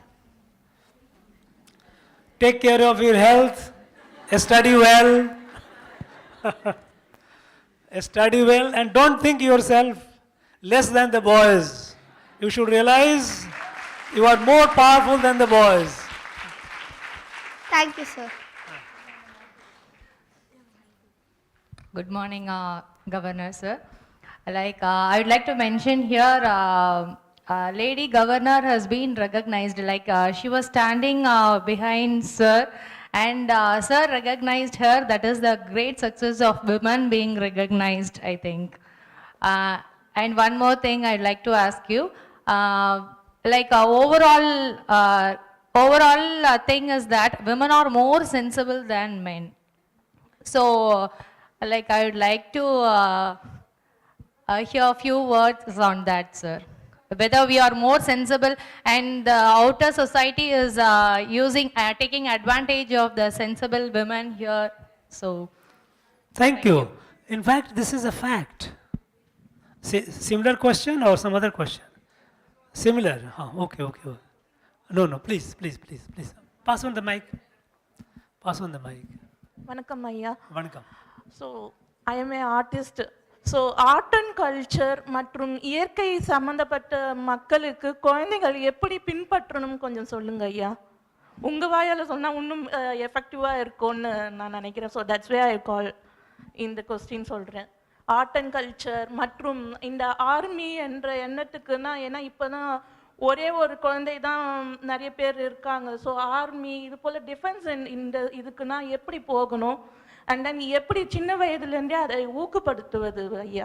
Do you want translation, sir?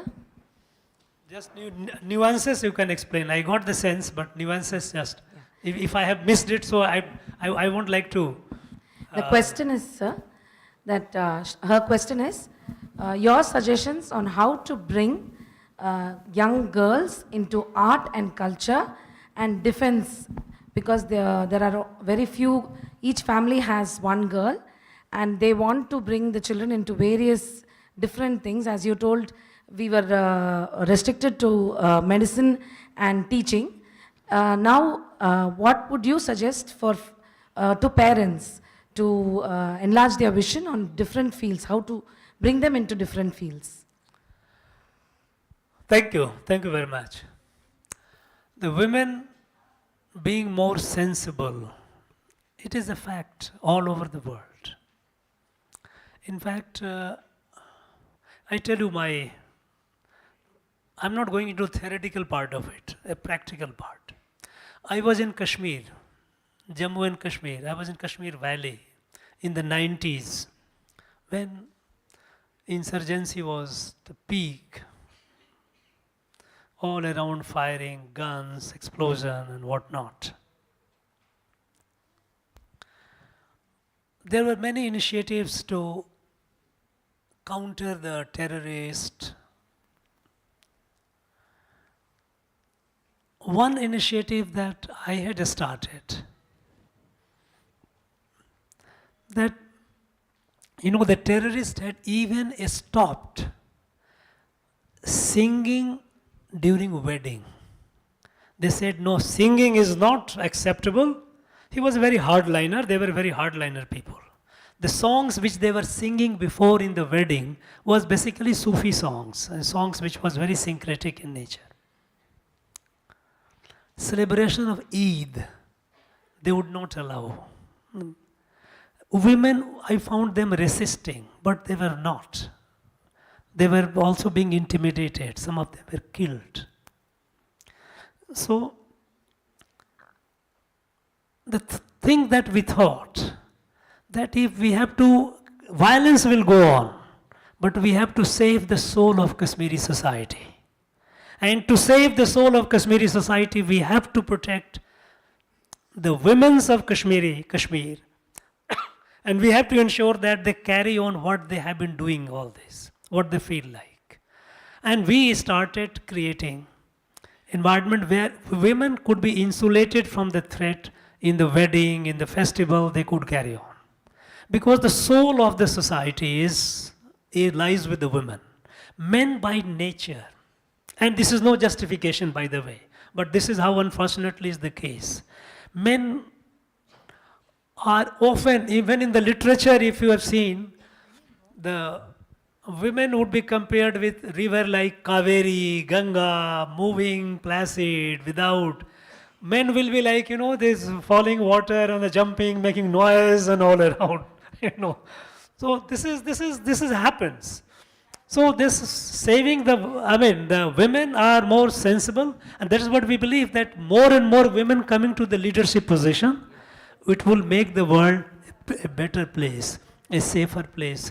I think I have no doubt about it. I think even in Ukraine and Russia, if the two countries' leaders were women, there would not have been fight like this that is happening today. Coming to this art and culture, again, art, if you look at this, most of the thing that defines the identity of a society or a country, they are actually carried on by the women.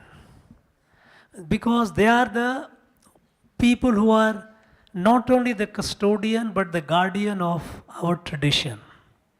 In any house you go, ask women, ask men, they know nothing. They only will know about, they will talk about global things, they will talk about politics, they will talk about all these things which are irrelevant in the house.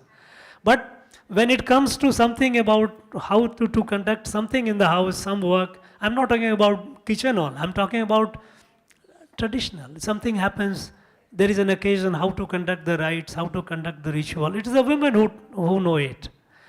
Now for us, because it is that which defines us, that is our identity. When the British were ruling here, and when the call for a total independence was made, they said, no, British must leave. Initially it was only for home rule, give some power, give some. The reason given for was that the British rule has ruined this country culturally and spiritually. So cultural destruction. Destruction of culture is the worst destruction. If a building is demolished, you can construct the building. What is big about it? If some infrastructure is destroyed, you can build it.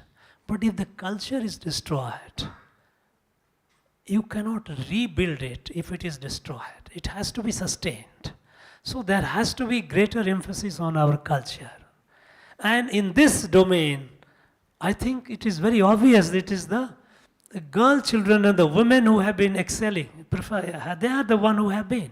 Go for anywhere, from whether it is here, Bharatanatyam, you go to Kathakali, you go to Manipuri, you go to Odissi, you go to all the dances that we have, which is one part of it.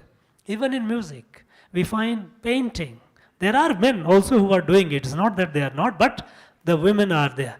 Because they have finer sensibilities. Culture is not about gross. Invariably, men are associated with gross, things which are crude, gross, things which are fine, refined, sensible. Mainly, invariably, it is the women. Women are if you put it as a balance of this, if one In the Ardhanarishwar concept, if we have the half man, it is the crudeness is balanced by refinement of the woman. Crudeness. This is how the balance grows on. So I think women will continue to be the custodian and guardian of culture. I don't think there is any alternative to that. Thank you. Thank you. We will take just 2 more questions from the delegates. Please. Huh.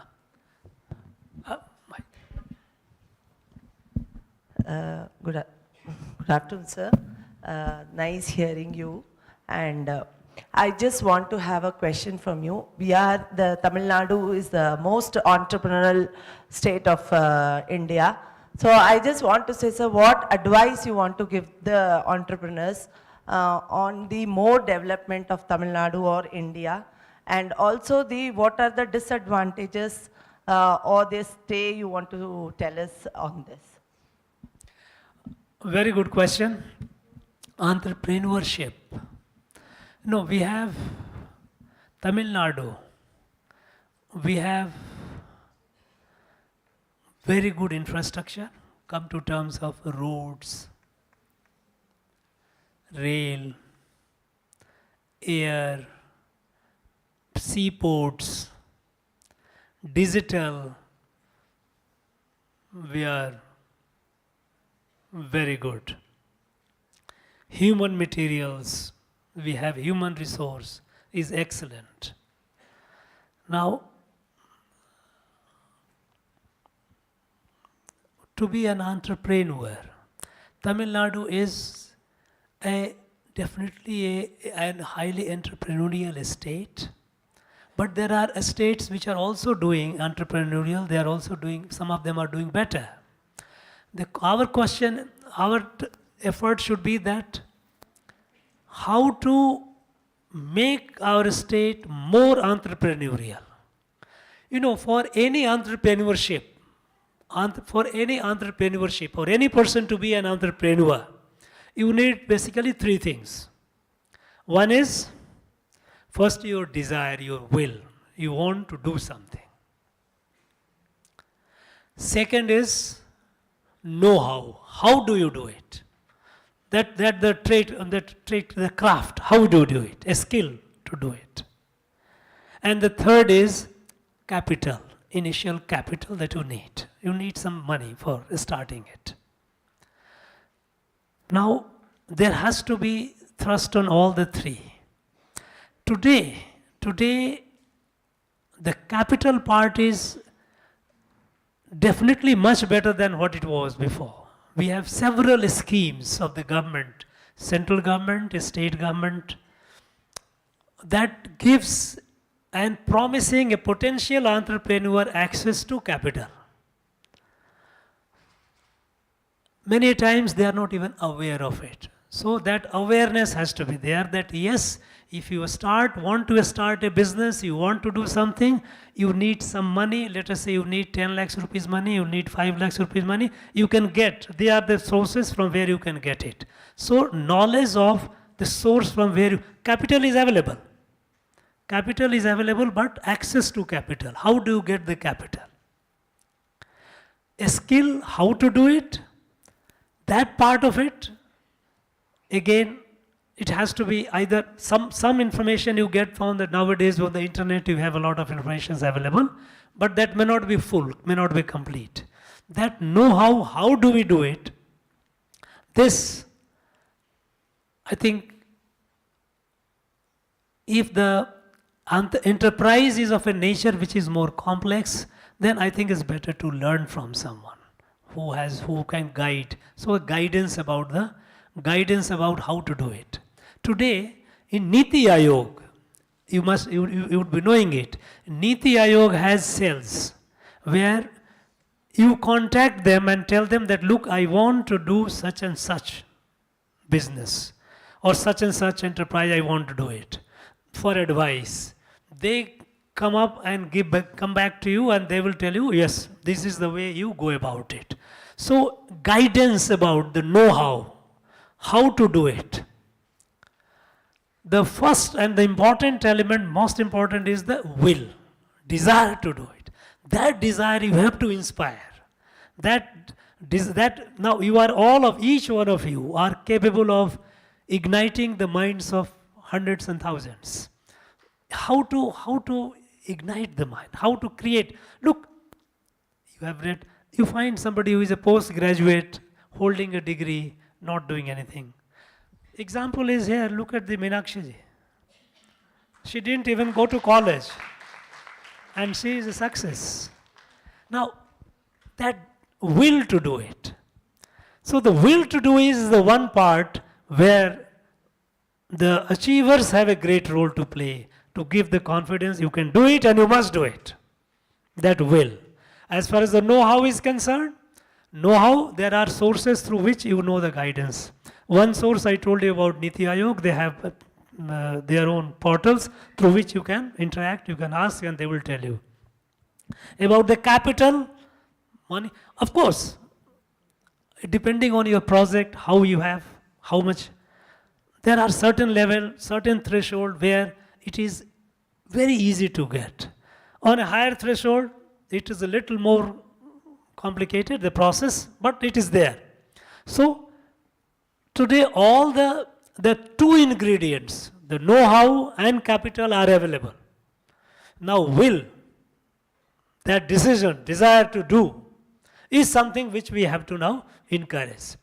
And there comes the role of all of us, And that's how I think is all in the mind, all it can be. It can be done. Thank you. Thank you, sir. We will now take the final question. Good afternoon, Honorable Governor. My name is Minati and I'm a university student. It is stated that 20 psychiatrists due to stigma and lack of support because mental health of women is detrimental for success. What are your suggestions to create awareness regarding this? It's a very serious problem. Stress among women.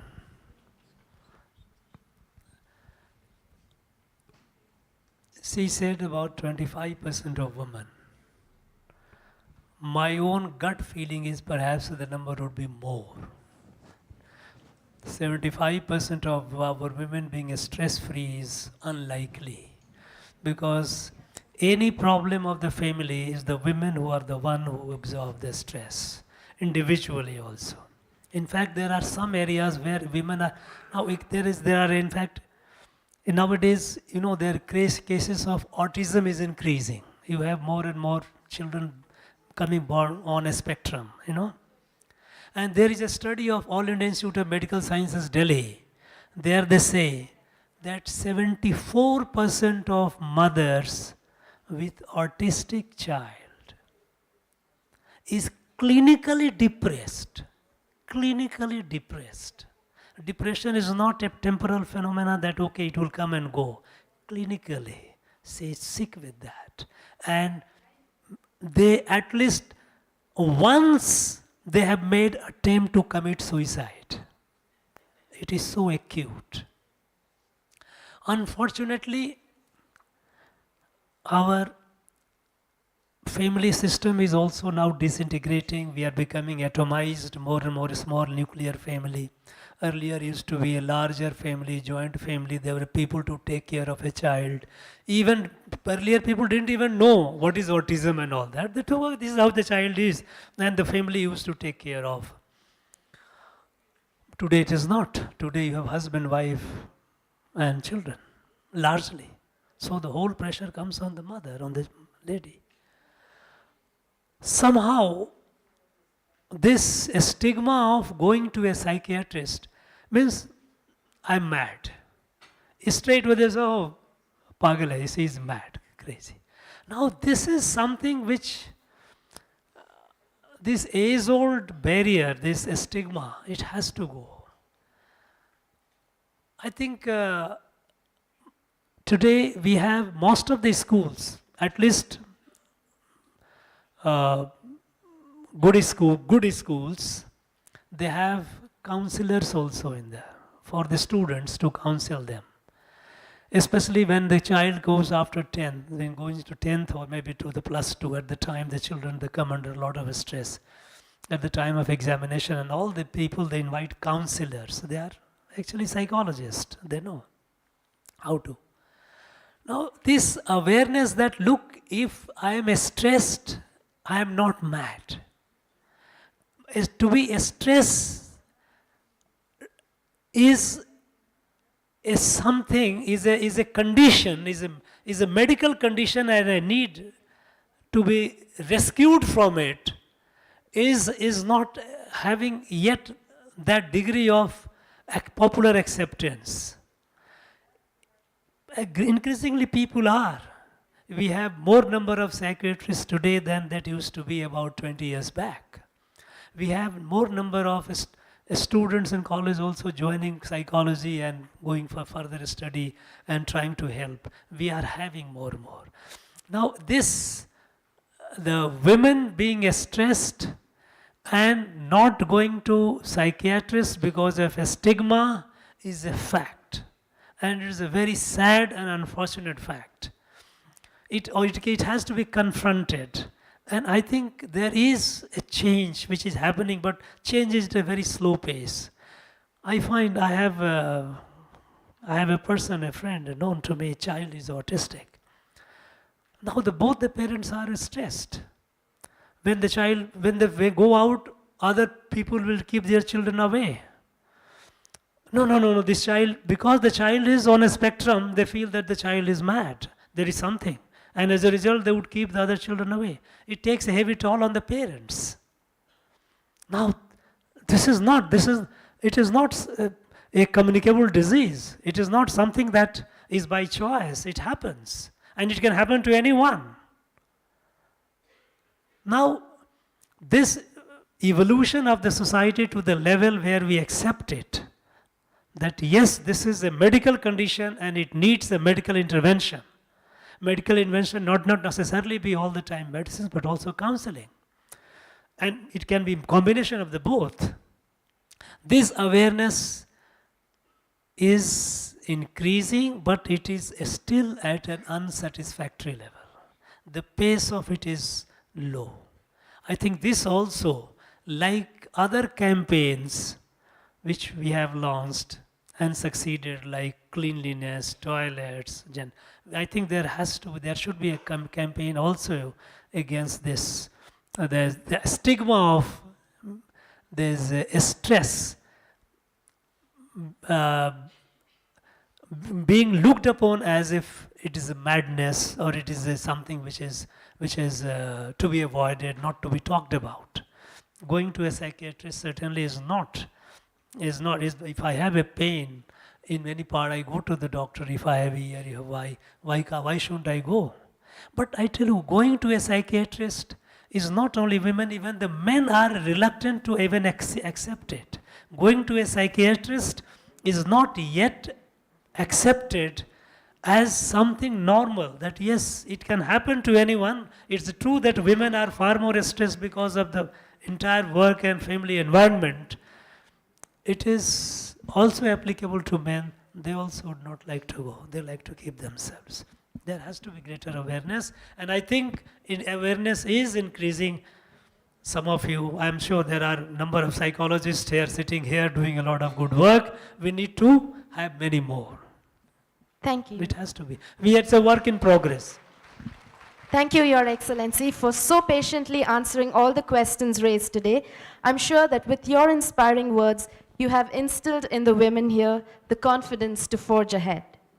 Now we will hear from a few of the delegates. This is a time for you to quickly share your experience about the interaction today. So if you'd like to share your experience, please come up to the dais. Please come up to the dais.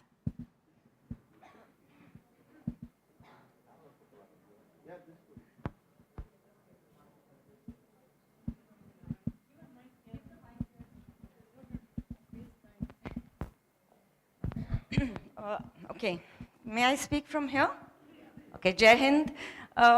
My name is Varsha Govind Ketty. I'm a counselor and life coach for children and women, and I do it as a social service in government schools and orphanages, because I feel mental health is an extremely important factor which is ignored to the most, as His Excellency mentioned.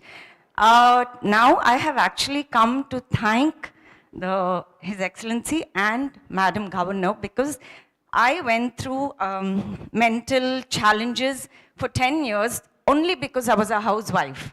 And I chose my family before anything else. And everyone looked down at me and said, "Oh, but you're not working." So it was lovely to hear ma'am that 30 seconds she spoke to us, I felt she spoke to me, took away that 10 years of depression in 30 seconds.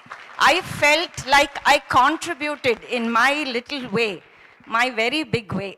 So, of course, His Excellency, my ears were all yours, but ma'am won my heart in that 30 seconds, only because she, I felt, spoke for hundreds of women like me. I've been a very successful child model and a counselor, but the 10 years that I took a break, I was always said, "Oh, you're not doing anything." So I felt I didn't contribute at all to the world, financially, economically, to my country, nothing. But after ma'am spoke, I felt okay. I did. We all do in our little way, and thank you. Thank you.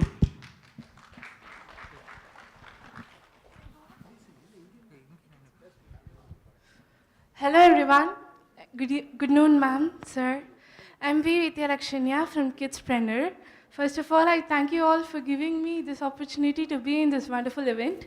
It was great being here.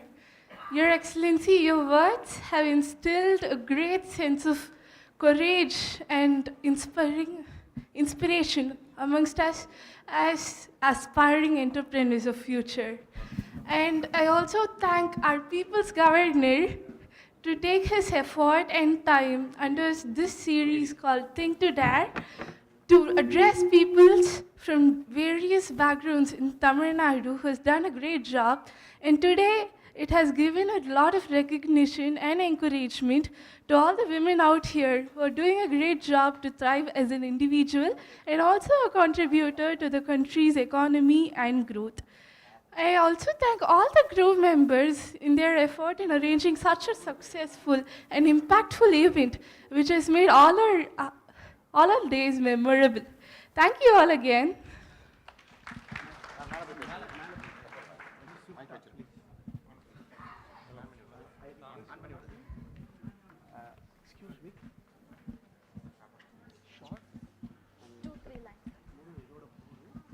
Your Excellency, good afternoon. Madam Governor, good afternoon. Divya, good afternoon. And I am representing the Women Entrepreneur Development Organization. We're a group of women entrepreneurs born for women, by the woman, for the woman, and for the development of women. I also run an organization called Ace Innovation. We run the World Storytelling Championship.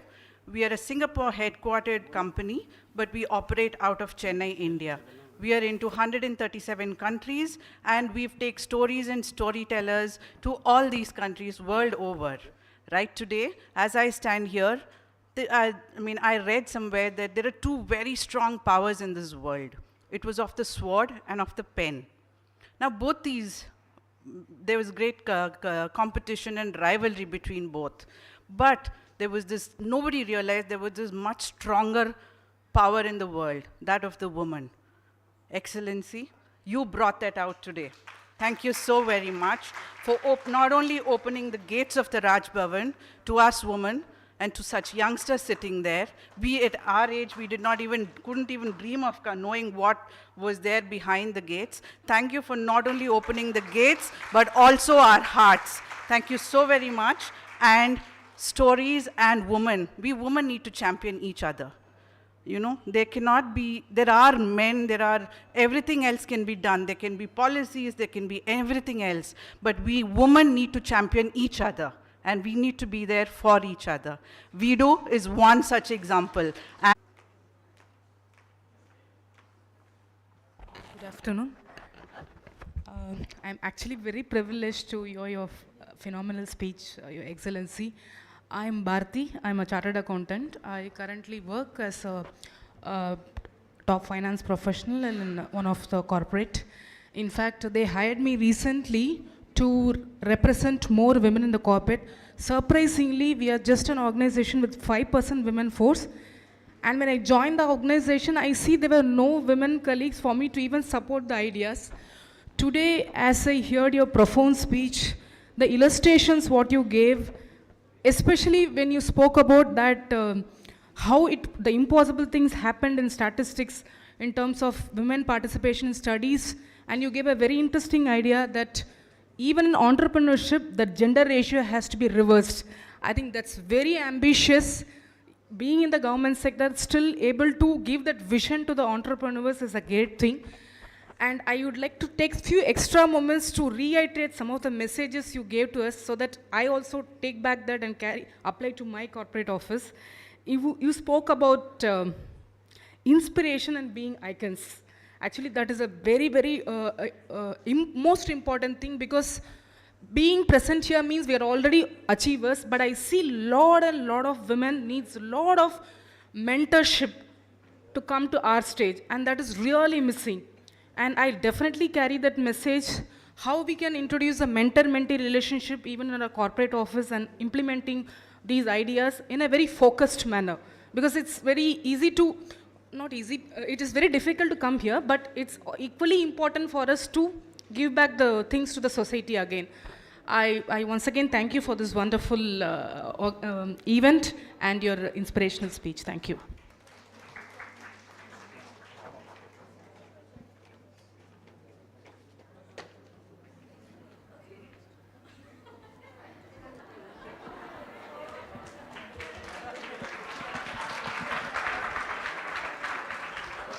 Vanakkam, my name is Shamvritanika Sham. I am 8.5 years old. Today I am going to talk about what I understood.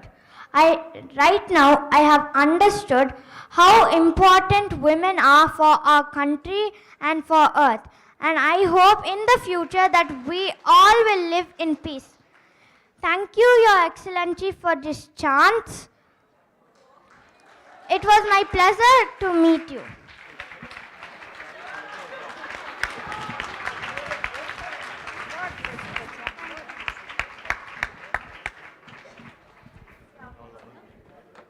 Thank you. Thank you, delegates. Apologies, we are running short of time, so we won't be able to hear more responses. We're now coming to a close of the event. I now request Ms. Divya Swapnaraj, Chairperson of the Women's League Foundation, to deliver the vote of thanks.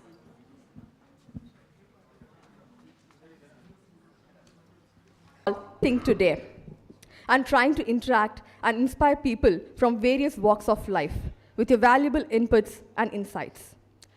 Actually, I've had the opportunity of meeting him on the Republic Day, and I had spent close to like 5 minutes interacting with him, and trust me, Your Excellency, when I went back,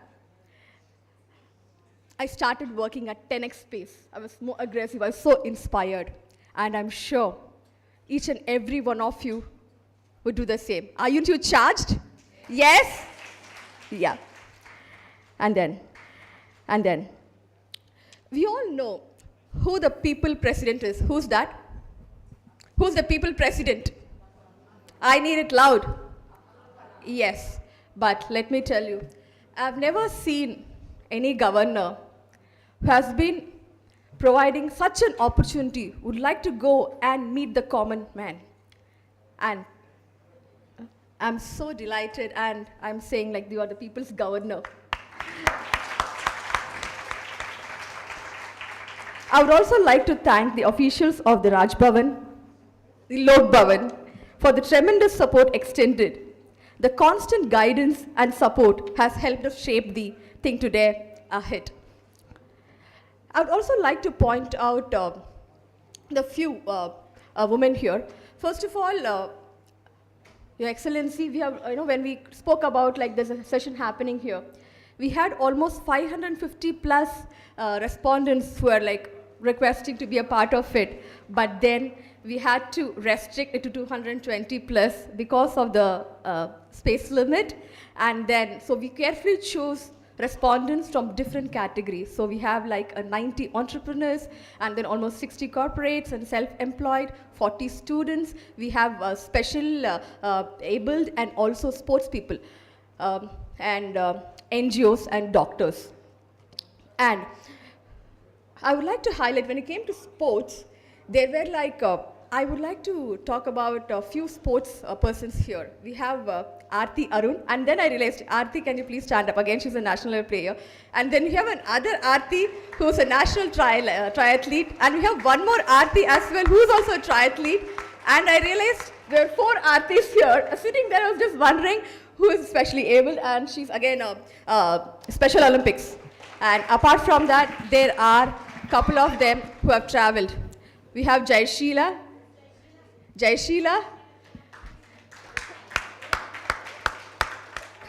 So one minute, we have Jai Sheila, Princey, and you have Princey and Chalma, who have actually traveled here.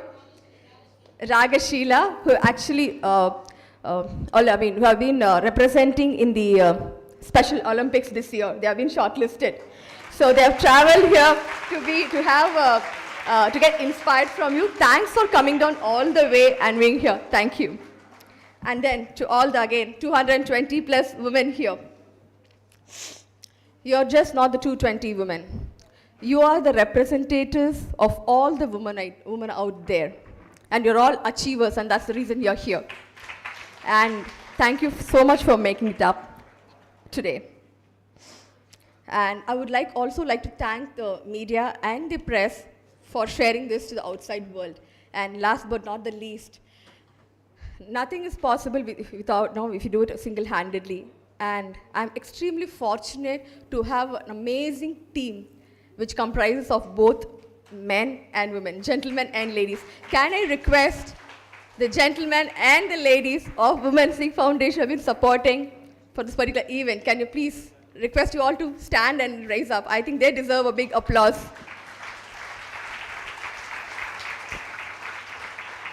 Thank you so much. And as I said, people will forget what you said. People will forget what you did. But people never forget how you made them feel. And today, Your Excellency, you have made us feel so important. And we'll never forget this until lifespan. Jai Hind. Thank you, Ms. Divya. Before we close, may I request all of you to stand up for the national anthem.